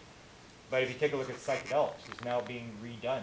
They're working at Johns Hopkins, NYU, UCLA, and they're using psychedelics. It's always been known that you can cure 59% of all alcoholics with one hit of LSD, and that these people have this experience and they quit drinking.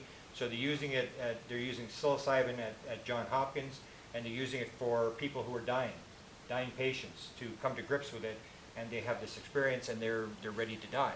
And so all this kind of stuff, or the enhancement of creativity, where they're using it for creativity. So this kind of stuff, you're seeing these kind of breakthroughs in various areas. It's just we got so far to go, and we got this big mountain to sort of move of these people who are professors making $135,000 a year. For him to step out and say, no, I'm going to shut her down, I was all wrong, it's such a big mountain to move that you've got to make headrows. But we are. In fact, what I say is, definitely we know how to do this. We know how it works. I know how it works. In fact, I even keep a pad of paper with me all the time, and that's the problem I had with the book, was once I learned how to do it, I use a different method. What I do is I just basically don't do any left brain things. I don't watch TV. I don't read newspaper. I don't talk gossip with people. I don't do any left brain things that drag you back into the left brain world. And I've gotten a situation where I had to download on the first one, then I had one January the 6th, January 26th, February the 6th, and it was sort of like, the stuff is coming and I got to keep writing stuff down, get up in the middle of the night and writing stuff down. And even myself, I started to learn how to do it, and I couldn't shut it off. I mean, it was like coming so great. So we know how to do it. It's ego. We're all separate. We're just random particles. We're biological robots. Nothing is connected. So it's me versus you. And I'm always the good guy. I can be Al-Qaeda. I can be ISIS. I can be an American, Canadian. Everybody's the good guy. Therefore, you're the bad guy. And you're the guy that's causing me trouble in my world. You're the guy that's taking my money. You're taking my jobs, whatever. And I can drop a bomb on you. You don't have to worry about it. But if you get into the right brain world, then there is no me versus you. Everybody's connected. Everybody's leaves on the tree. The tree needs you. You need the tree. And you can't just say, Al-Qaeda's bad, we're going to cut that branch off. Because then Al-Qaeda says, well, you're bad, and they cut our branch off. And then we cut their branch off, and they cut our branch off. And next thing, the tree's got no branches, and the tree dies. And that's what we're doing. But when you believe that in the right brain world, that everything is one, if the aliens are left-brained, and I believe they are because they're totally telepathic, they are in that world, which is altruistic, which is trying to write the answer on the hand. That's why they're helping us. People say, why would the aliens help us? Because they're right brain. They're altruistic. That's the whole thing. They don't work like us, like go and, invade a country and bring them, freedom, democracy, Jesus, and McDonald's. They don't do it that way. They're right brain. We're left brain. We believe we're separate and that we have to, grab this land or with this oil, or it's this very sort of selfish world where we believe everybody's in competition with each other. We have to fight. If you don't fight to take what you can, you're gone. The right brain doesn't The left brain was very valuable for survival of the fittest kind of a thing. You need it. You couldn't survive without the left brain. The left brain tells you, don't step on the ice, buy bananas, you got to brush your teeth. It was needed. So God, nature, whatever, put it in there. You need the left brain. You need that conscious thing. But all you have to remember is that it blocks the rest of consciousness. Maybe that's to protect the body. Yeah, it's to allow you to survive in the physical world. Because if you didn't have the left brain, you'd be like Audrey, or this little girl, or like a savant, where you're just sort of drooling and you're in nirvana and it's like everything's great here, but you can't feed yourself. You can't, like the Rain Man couldn't button his shirt and stuff like that. You need the analytical stuff. It's just the remembrance that that it's a physical world, but it's not just a physical world, and if you cut that out, you realize it's not just a physical world. You develop a switch to shut off that left side. Yeah, and we've learned to do that. I believe we've learned to do that. Yes? Two comments. One's a comment and one is a question. Okay. So the first thing is, I was here about 2 weeks ago in a lecture about entanglement. Yeah. And so I think one thing that the UFO community needs to do is, build credibility through facts. And actually Einstein was totally against entanglement. Well, that he proposed the experiment. No, he called that spooky action at a Yeah, distance. but he proposed the experiment. He was the one that proposed that we test this because he said, I don't believe this. So he proposed the experiment that was eventually run in 1980. And when they did the experiment, they confirmed the spooky action at distance. I agree with you. He didn't like it. Yeah. He didn't like any I of just wanted to make sure that we're all on the same Yeah, page. yeah. It was Schrodinger. Yeah, he didn't like a lot of the stuff that was going on Yeah, that there. was like his big mistake. I mean, So we just need to make sure that when we're describing entanglement, that Einstein, that was like his biggest mistake ever, that he didn't believe in it. Well, I don't mistake. He just didn't believe it. I mean, people have beliefs. He just didn't believe it. But there was this Rosenberg and Einstein, these three guys, and they proposed the experiment. He said, if this is right, and then Bell in the 1960s did the calculation, which seemed to confirm that it was right, and then in 1980, these people in France ran the experiment that actually confirmed that this entanglement thing did exist. But it was Einstein that challenged it and said, we've got to do an experiment, I don't believe this crap, and stuff like that. So it was... So I just, Yeah, you're right. I didn't want to go into huge, it was just that kind of caught me off guard when you were talking about Einstein, because that's not... Please, tell us about your books. Tell us about your books. Oh, okay. But- Okay, go ahead.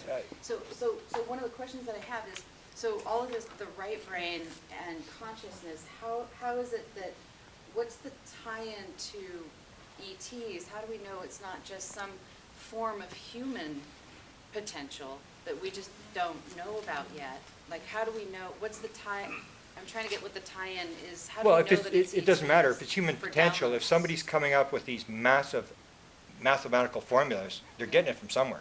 And I say it doesn't really matter because a lot of people, for example, the AA thing said he was getting it from a 15th century monk.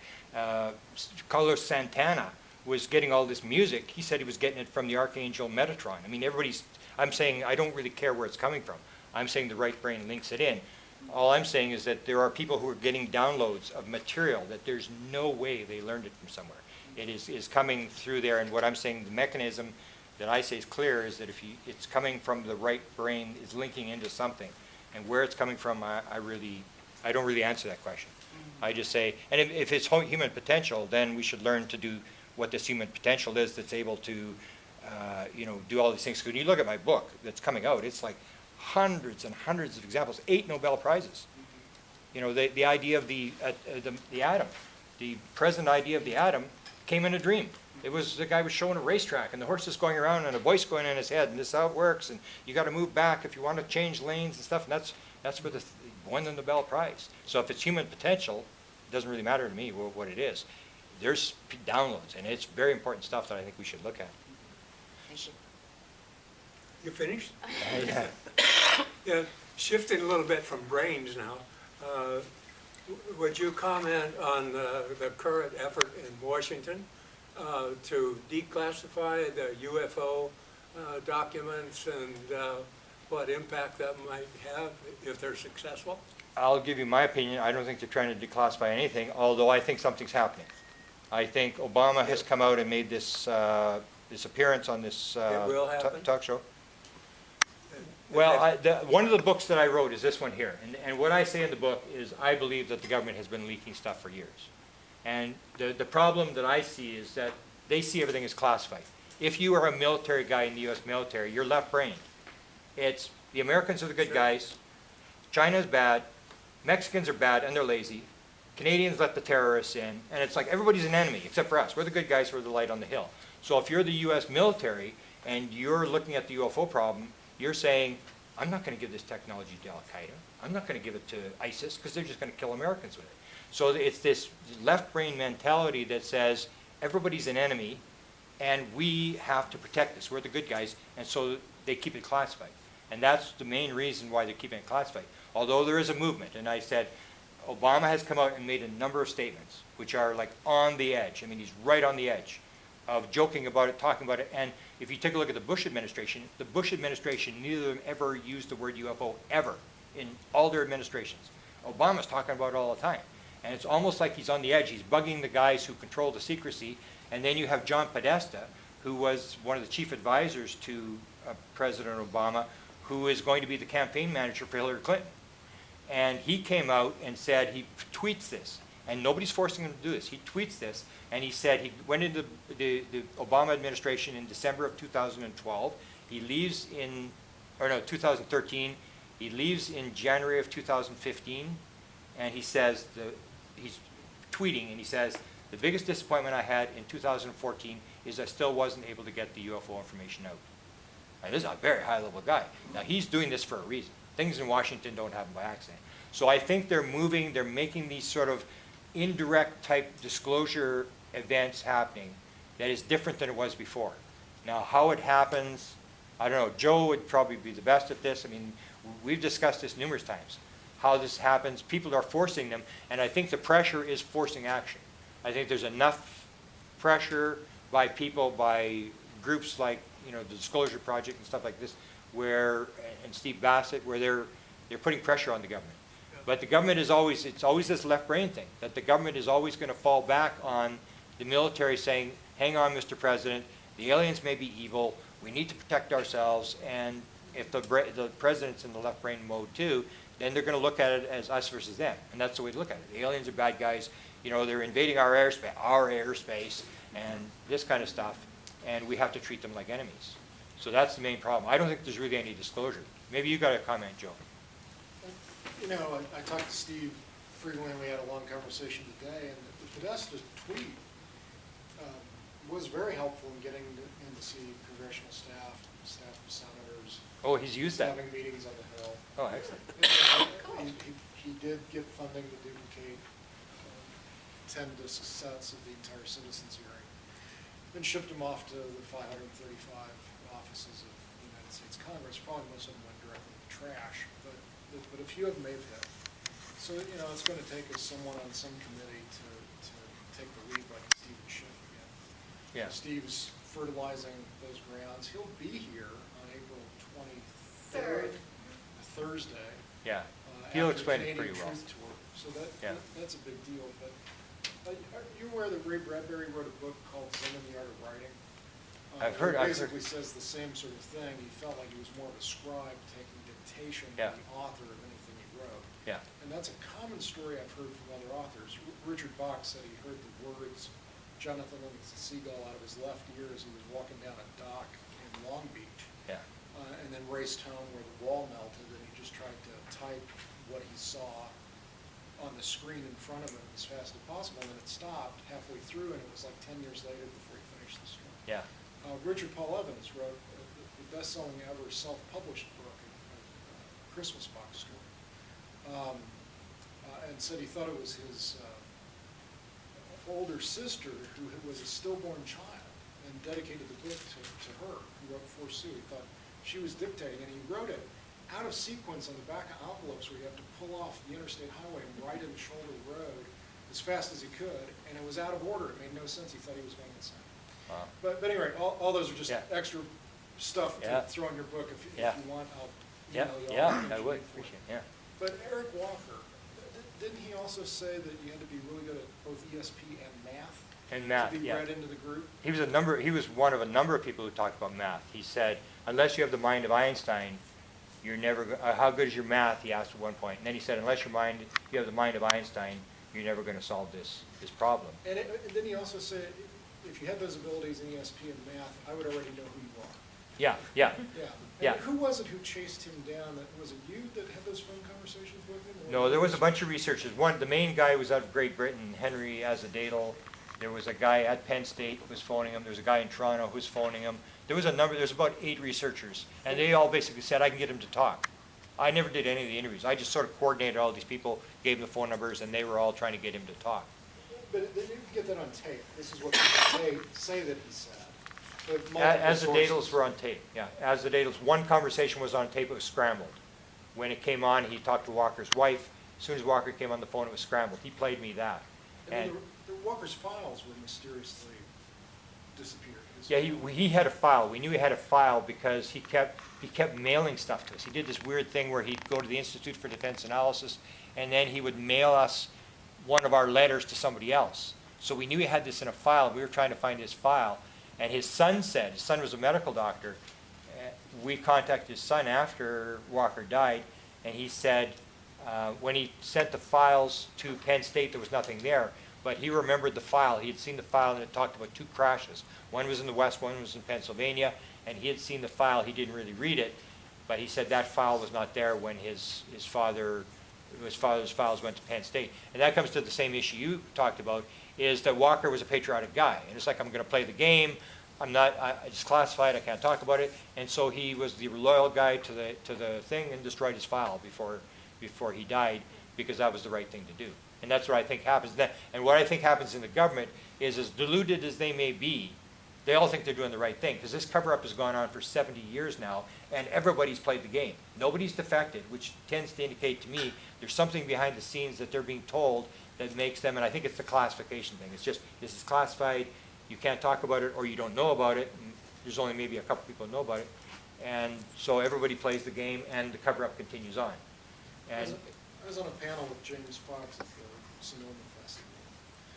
So James said, Steve Bassett's efforts, all this is just a waste of time, because the president doesn't know, Congress doesn't know, it's gone transnational, it's in this, breakaway civilization that Richard Dolan writes about. I think there's some credibility to that.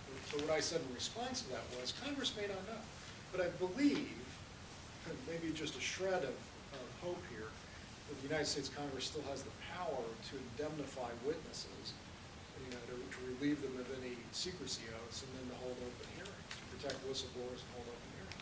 And this administration, the Obama administration, has been the worst at persecuting, not prosecuting, truly persecuting any whistleblower to waste, fraud, criminal activity, or this UFO issue inside of the government. So I think Steve's efforts are quite worthwhile. Oh yeah, I agree. The United States Congress could reclaim its authority by taking that action of protecting whistleblowers on all 4 of those issues I just mentioned, and then having hearings. Sure. It has to come from pressure, from the bottom. It's like Hillary Clinton talked about, the women's right to vote started in 1848. They didn't get the right to vote till 1920. Now, good idea now, but it wasn't then. And they had to fight for it, the same as the African Americans had to fight to get their thing. And it's not something that anybody's going to hand you. It comes from people doing their civic duty and forcing the issues if they've got the right thing. That's why I'm saying we're no different than any other social and political movement. But you're mentioning the Congress, and you remember at the citizens' hearing, Jesse Marcel, I wanted to tell his story. He went and told the story about he gets contacted by Dick D'Amato, who's working for the Senate Appropriations Committee, by Byrd, and Byrd is saying, we're handing out the money here in the government. Are they doing flying saucers? And he sends Dick D'Amato to Area 51, and he talks to this high-level guy at Area 51, and the guy says, I'm not going to talk. And he comes back to Jesse Marcel in a secure room in two levels below the Capitol, and he says, I just wanted to let you know this thing's for real. And Jesse said, when are you going to disclose? And Dick D'Amato said, if I was running the thing, I would disclose. I'm just here to tell the government, to tell the Senate Appropriations Committee how much money this is costing us. In that secret room, he was pointing to one of Strieber's book, which was about MJ-12 and about the Roswell crime. Yeah, what's it called? It's not Majestic. Majestic. Right? Majestic. And he pointed at the book and he said, I just want to let you know this is for real. And Jesse said, well, what are you going to disclose? Well, I don't have any control. It was the same thing. So you have a guy, a legal advisor to the Senate Appropriations Committee knows what's going on. So I say that lots of people know what's going on. It's just, like Dick D'Amato says, I'm not running the show. I can't do anything. It's classified. I can't say anything. I just secretly want to let you know that this is for real. And you see that stuff over and over again, that the government is leaking little bits of the story. So they'll leak the fact that Area 51 is there, but they keep it classified. It sort of falls apart. The stories always fall apart. But you are right. Steve is doing what you have to do. You've got to keep the pressure on, because any social and political movement will not move unless somebody does something. And that may be what they're waiting for. Yeah, because the government is never going to wave the white flag. It's under pressure, whether it's the end of the war at Vietnam. And as I say, if you can suddenly put 250,000 people on the White House Mall, suddenly everybody's going to be just great. Or even Stephen Greer was told when he went on the Hill and he talked to these top senator guys, the guy said, I just want to let you know we support you. We'll lead the parade, you get the parade. As soon as you got the parade, we'll lead the parade. And that's what it's about. It's about getting votes. It's not about anything else. As soon as there's votes there. That's the essence of democracy. Exactly. If the people demanded it, they would respond. They're not going to, anyway. Yeah. We could go on all night, but I'll Okay. be quiet now. You haven't had a question. Go ahead. I just wanted to say, I'm suddenly remembering about, oh gosh, maybe 3 or 4 years ago, even in this room, we were having a lecture that Sergio put together, and we saw a lot of orbs. We had Wow. flash, I mean, we have pictures of them, just Yeah. orbs that were flying around during our talk. Wow. And orbs that's a very recent thing. That's where I think that it's happening in patterns. Orbs never happened before. This is a very recent phenomenon. It's almost like we're watching somebody turn the pages of a book, and things are happening. This happens, this happens. And there's things that have happened in ufology that don't happen anymore. People seeing aliens looking out of windows of craft doesn't happen anymore. Landing traces where it'll land and burn the grass and leave the little prints doesn't happen anymore. Little aliens getting out and running around outside the craft with a little rod doesn't happen anymore. It's almost like we're watching them turn the pages of a book, and they're starting to download these people, and you cannot believe how many people are getting these downloads. I can walk into any UFO meeting, talk to 5 people, and one of them will tell me an amazing story about being in class and told this thing and given this mission, and it has mathematical formulas. It is really, really common. And so something definitely, we're being forced from the bottom up to expose this. And that's why you see a lot of the experiences, we'll talk about this MILAB thing, you'll hear about the military abductions, where they get re-abducted, and then they're drugged, and somebody's yelling at them, what were you told, what were you told? And the government's trying to figure out, same thing I know, that these are important people, they've got all this stuff in their head, and they're basically trying to find out what they know. They can't say, I'm from the NSA, I'd like to interview you about UFOs, but we're not into UFOs, I'd just like to interview you about what happened. You can't do that, so you've got to grab these people. And I know 4 major businessmen in Canada and the United States who deal with contactees. They try to deal with contactees because they've got inventions in their head. They've got all this kind of stuff, and to them it's just straight business. So this is a big thing. This download thing is big. It's happening all over the place, and it just started. Yes. Yeah. There's an element that I keep wanting to hear be involved in this, and I haven't heard it brought up yet. And a lot of downloads, it's very similar, comes through the NDE experience. Yeah. And the element is called love. I mean, I don't hear anything about It's in my book. kind of relationship. It is? It's in my book. I have a chapter on what is the message. The number 1 message is love. Everything in the universe. The message to all these experiences, all these right-brain experiences. Love is the absolute core of the universe. The other message that comes across is you have to move. One of the people that had the best one was a band called Yes. Sold 55 million albums in the United States. The head guy his name was John Anderson. He tells the story quite clearly. He was in Caesar's Palace in Las Vegas, Nevada, doing a show, and an alien came through the wall and gave him a bunch of information. In his main UFO song called Magical, it says the key word that you see over and over again through all these right-brain experiences is you have to, and I sign all my books this way, you have to move from fear to love. You have to move from the left brain fear to the right brain love. Love is absolutely, as you point out, it is by far and away the biggest message of all these experiences. And it's pure love.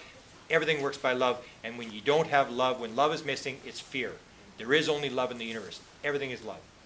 You're right, absolutely. And in fact, I had a slide, but I never got to the slide. I talked about that. Sergio was wanting me to ask you to describe your books and tell the audience their price. Okay, my books are 15. I have the one which was my pre-consciousness thing where I talk about Area 51, and it was the guy who broke the Area 51 story was a reporter out of Las Vegas, says it's the best version of Area 51 that there is. It tells exactly what happened, why the government leaked the story, how it got out of control, and it goes through all the military, how I think the thing works, who knows, who's briefing the president. I go through the Canadian government, what the Canadian government was doing in the early days. Their guy was in contact with aliens, he was channeling aliens, the guy that ran the program. My other book, the first book is kind of a historical book, it's sort of in-depth, and what I found was that the people who weren't into UFOs, like my mother and my sisters and stuff, they said, well, we're working on it. We're doing 3 pages a day, but we're having a hard time. And so then I wrote this book, and I made the mistake calling it Alien Bedtime Stories, because I figured, well, if it's too complex, then I'll just make it like bedtime stories, and I'll make 72 stories, and I'll put them in like you can read them before you go to bed. And then we called it Alien Bedtime Stories, and I had this girl whose kids are Aboriginal. There's a lot of Aboriginals where I live, and her kids were half Tibetan. And I figured, great, get your kids, put them in bed, read them a story, and this is what we'll call it. And it's in the children's book section at Amazon.com, and it's doing terrible. Everybody thinks it's a children's book, but it's basically a story where I go through the whole concept about alien healings. All these, there's been whole piles of alien hearings. I have an article on people predicting the future. I have 4 people who saw 9/11 before it happened. I have 1 person who saw the Air France jet coming out of Rio de Janeiro before it happened. These are all experiencers, UFO experiencers. 1 who saw a Korean Air crash, actually got off the flight, and then still had this voice in his head saying it was going to crash. And the other, it wasn't the plane he was going to get on, but he saw the plane crash on TV. So that's what this book is about. It's all sorts of short stories. I do 1 for every president. I tell the story about Ronald Reagan talking to the alien, which people know the story of him flying. He actually, according to Shirley MacLaine, actually talked to the alien. So I just have a bunch of short stories. So those are the 2 books. And the big one is the consciousness book, which hopefully I say will be out within 6 weeks. And that'll go through all the different types, and it will have the message. It has a whole chapter on what is the message. No doubt about it. The number 1 message is love is the key to the universe. What's the title of that one? Well, tentatively it's going to be called, of course now I'm kind of scared what I'm going to call my book, but it was going to be called Inspirations and Downloads Where Good Ideas Come From. So, and it goes through all the different types of remote viewing, and it goes through channels. I have all the channelers, and I sort of explain how this works in this world. And I think it's my most important work. I mean, I'm really excited when I start. Do you have a mailing list that we could get on and get? My website is presidentialufo.com. I have some business cards here. Presidentialufo.com, and there's a thing there for updates on the right-hand side that you can see. And I download a lot more material on downloads there than I do presidential stuff now. And I also do, which will be the book after consciousness. I'm going to work on the connection between alien rock and music. I'll name the 24 major musicians who were abducted. John Lennon, head of KISS. I mean, just like, wow, that's just a wild story. And we actually had to pull it out of the download book, all the music stuff, because the book was getting so long that I said, let's pull the music stuff out and put it in a separate book. That's an incredible story. Most of the major musicians have been influenced, the modern ones seem to be influenced by aliens, and then when people told me, oh, it's the devil, it's not aliens, it's the devil. And I was really attacked about it. Then I said, well, my mother's a church organist for 40 years. My sister's played in a religious group that toured the country and stuff. I said, and I'm a musical idiot, but I said, well, I'll check my mother's music from the church. And I went and looked at Bach and Handel and stuff. Same crap, different day. I mean, it was like downloads, and all the music from Mozart and all these guys, they were all getting the same downloads and stuff. And they were giving it different things. They were saying it's spirits, there was stuff. So that's why I'm saying I really don't know where it's coming from, but it's coming from somewhere. And it's all through history we've been getting these sort of downloads. Books, I go through all the books. It's incredible how many books have been downloaded. Joe mentioned a few. There's piles of them. And it's just shocking where the one, I'll give you one, and then I guess we'll take another question or quit. The woman who wrote Eat, Pray, Love was 200 weeks or plus on the New York Times bestseller list. Tells the story that she was using this sort of thing, and there was a musician in Los Angeles that she had interviewed, and this guy talks about he's driving down the LA freeway, and all of a sudden, kaboom, he's getting this download, and this music's coming, and he's going, and he looks up and he goes, can't you see I'm on the LA freeway? He said, now, if you want to do this, just wait until I stop. Otherwise, go and talk to Leonard Cohen. And so she tells this story, and she interviews him. So she said, and every author has this problem, where you're in the middle of a book, and you're going, this is going to be the worst book that's ever been written. This is just a piece of garbage. You should just quit this right now. And she gets to the point, and Eat, Pray, Love was 200 weeks on the New York Times bestseller list. She's saying it's just not going anywhere. It's just absolute garbage. She remembers the story. So she looks at the corner of the room, and she says, okay, just want to let you know, I'm working on the book. Now, if you want to come here and help, that's fine. If you don't, that's fine. I just want to let you know that I'm working. I'm doing my job. And then she's, boom, suddenly she's got one of the biggest seller books of all times. So a lot of the artists, like artists will understand it, because artists are right-brained. Analytical people are on the other side, aren't, the artistic. But all the artistic people, for example, all abductees. When they asked Roger Lear, who was doing the alien abduction, where he's taking the alien implants out, they said, what's the most common thing that you found with alien experiencers? He said, the only thing I know is they're all right-brained creative people. So you get this over and over again. Like the artists, and the artists you can see, like with this thing I started the thing with, they all have this thing where they're getting inspiration, or they use this thing where Michelangelo used paintbrushes, and where they would do the thing where they would sit there with their paintbrush, and then they would just sort of meditate, and then they would go to sleep, and the paintbrush would fall out of their hand, and then it would sort of make a noise and wake them up. And that's, you go from the waking state through the hypnagogic state into sleep. So as soon as it woke him up, Edison did this. He did it all the time. He would steal balls. He would quickly write down what was in his mind. And then he'd take his little steel balls, and he'd sit in his chair, and he'd go to sleep again. And as he was going through the hypnagogic state, and he'd go into sleep, his hand would relax, the balls would wake him up, and he'd write down what was in his mind. And that's where a lot of inventions, and that's what I'm saying. People learn this whole thing that in the hypnagogic state, when you're waking up, or when you're going to sleep, that's when the inventions come. So, but John Lennon told people, this is like channeling. He said, when it happens, you have to make sure you write it down right away. So I asked May Pang, who was with him when he had his UFO experience, which he was abducted, I'm pretty sure. I asked May Pang, did he have a tape recorder by his bed? And she said, oh yeah, he had a tape recorder by his bed. And most big musicians do, because this is when the stuff comes. It comes in the middle of the night, it comes when you're waking up and where you're going to sleep, where suddenly they start getting a song and it comes into their head. And it usually comes within 5 minutes. They can write the whole song, everything in 5 minutes. Yes?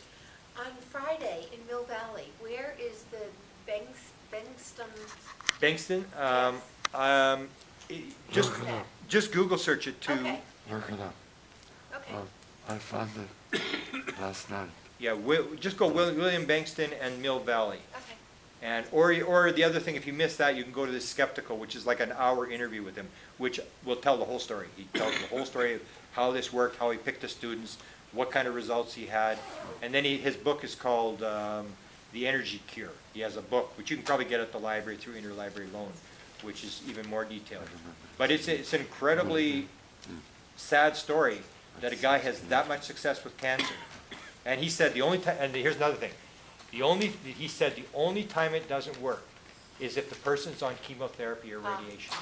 And that's because chemotherapy and radiation is left brain thinking. It's the cancer is evil, we're going to bomb it, we're going to kill it, and it's this war. It's us versus the cancer cell. And he basically says there are no evil cancer cells. They're just productive. They're better versions of ourselves. They're like a booming economy. That's what they are. And what he says is what this is it basically just tells the cell, come and play with us. Come back in and go back into balance.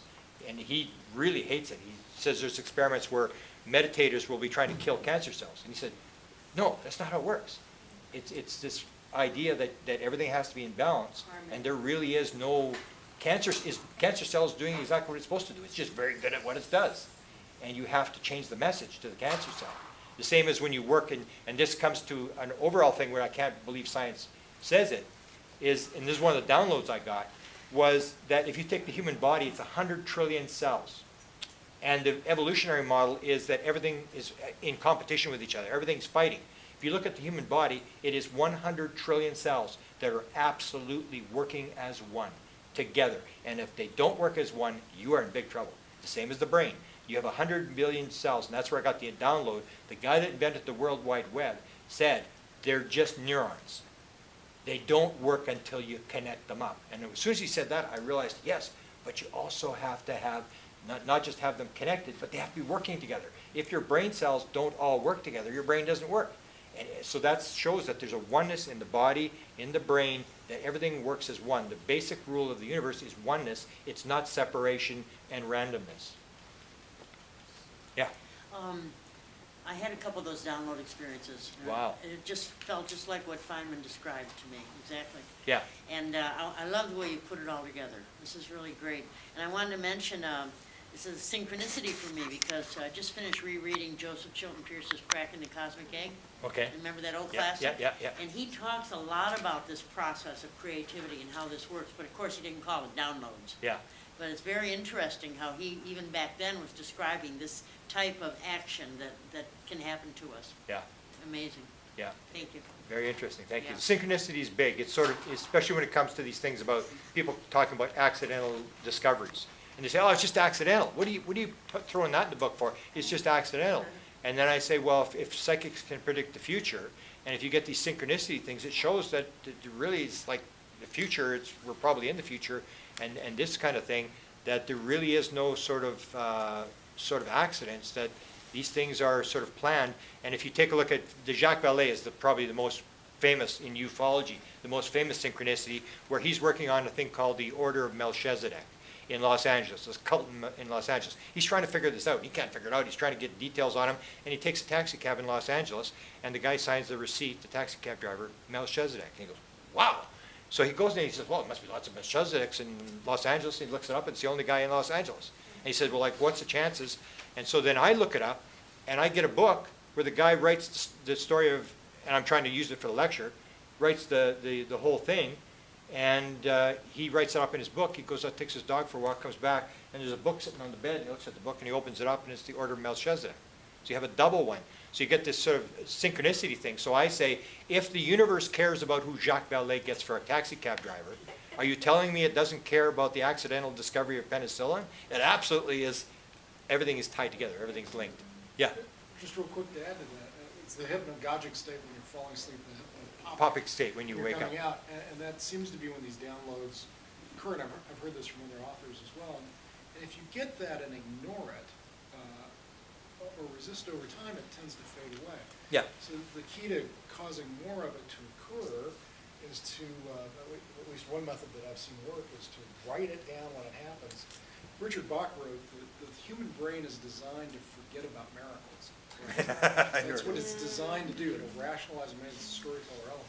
You write it down, and they develop a practice of remembering and being grateful for those times, and they'll start to flood in. Yeah, yeah. And musicians and artists, and I sort of learned to do that too. Like I carry the pad with me all the time.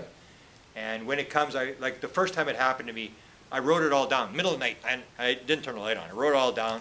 And then next morning I looked at it, I go, what the hell is that? Exactly. And then the one time I actually wrote it down, I could read it, but I still couldn't figure it out. So that's why I think a lot of them use tape recorders, where they talk into a tape recorder. Because even I had the whole file and the thing, and I could read the writing, and it just didn't occur to me what it was. But when it came, everything just fit together like nice, like puzzles. And then what I really want to emphasize to add to that is to remember when those things happen. Yeah. Like a year from now, go, wow, I'm really grateful what happened. Yeah. Develop a practice of gratitude, because that's the other key along with love to the universe. I agree. And I was talking to the guy who the song Wipeout in the 1960s, Merrill's Frankhauser. And I was talking to him about creativity. Did you get any songs in the middle of the night and dreams and stuff? And he was telling me all this sort of stuff. And he actually had a UFO sighting in Hawaii. And he tells the story that he writes this song related to the UFO, and he goes, and John Lennon's there. And he's playing this in California. And he says the only time he ever had stage fright, where John Lennon was there, and then he played the song, and then John Lennon said, so where'd that come from? What was the inspiration for that song? And he said, well, I had this UFO sighting and this sort of stuff. And then John didn't talk about UFOs, but he said, this is just like channeling here. It's just like channeling. But make sure you write it down. This is what John told him. Make sure you write it down, because if you don't, he says it loses its freshness. Right. And he said, most of the Beatles songs, he said, would have been way better. He said, but we couldn't get into a studio for 2 months. And by the time he got into the studio, the whole thing was gone. And that's why he had the tape recorder and all this kind of stuff. But he said, and I think the most famous song of all time was Stairway to Heaven, which was supposedly automatic writing. And it was the same thing, where they said it was like channeling, that most of music is sort of, you just sit there and you wait for something to happen, and then you're waiting for some sort of inspiration. And so the music thing is really key to. Yeah, I've got some more examples I can read about that. Wow, I Like the tune appreciate it. to It's the a smart guy. It's the tune to the Lord's Prayer that we all know. Yeah. Came to a guy when his plane ran out of gas. And Wow. he heard this, ran to a telephone and sang it. Wow. Alfred Hay Marlott, who's credited with the tune. Alfred Himmelach got it from this pilot over the phone. He said, "You got to write this down." He didn't know how to score music, Yeah. but he had it in his head. Wow. And it came to him when he thought he was going to die. Wow. But Yeah. so music and Yeah, there's a big connection. And unfortunately, I'm a musical idiot. Maybe you have to help me with my explanation. I know nothing about music. And it was just because some contactee phoned me up and said, the aliens have told me they're influencing modern musicians. And he happened to mention but Neil. not just modern.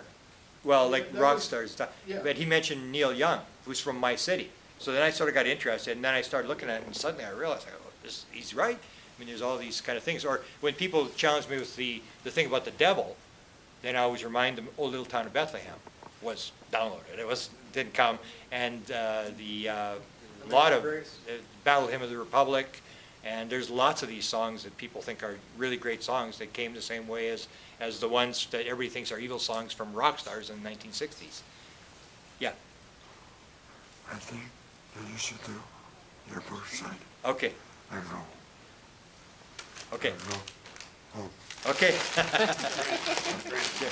Moody Blues also had experience with a craft, and Moody Blues actually talked to Colin Anders. I have the tape. I didn't play it tonight. I have the actual thing. The Moody Blues actually had a UFO abduction experience in 1967. They came to Colin Anders, who had when I gave the download experience.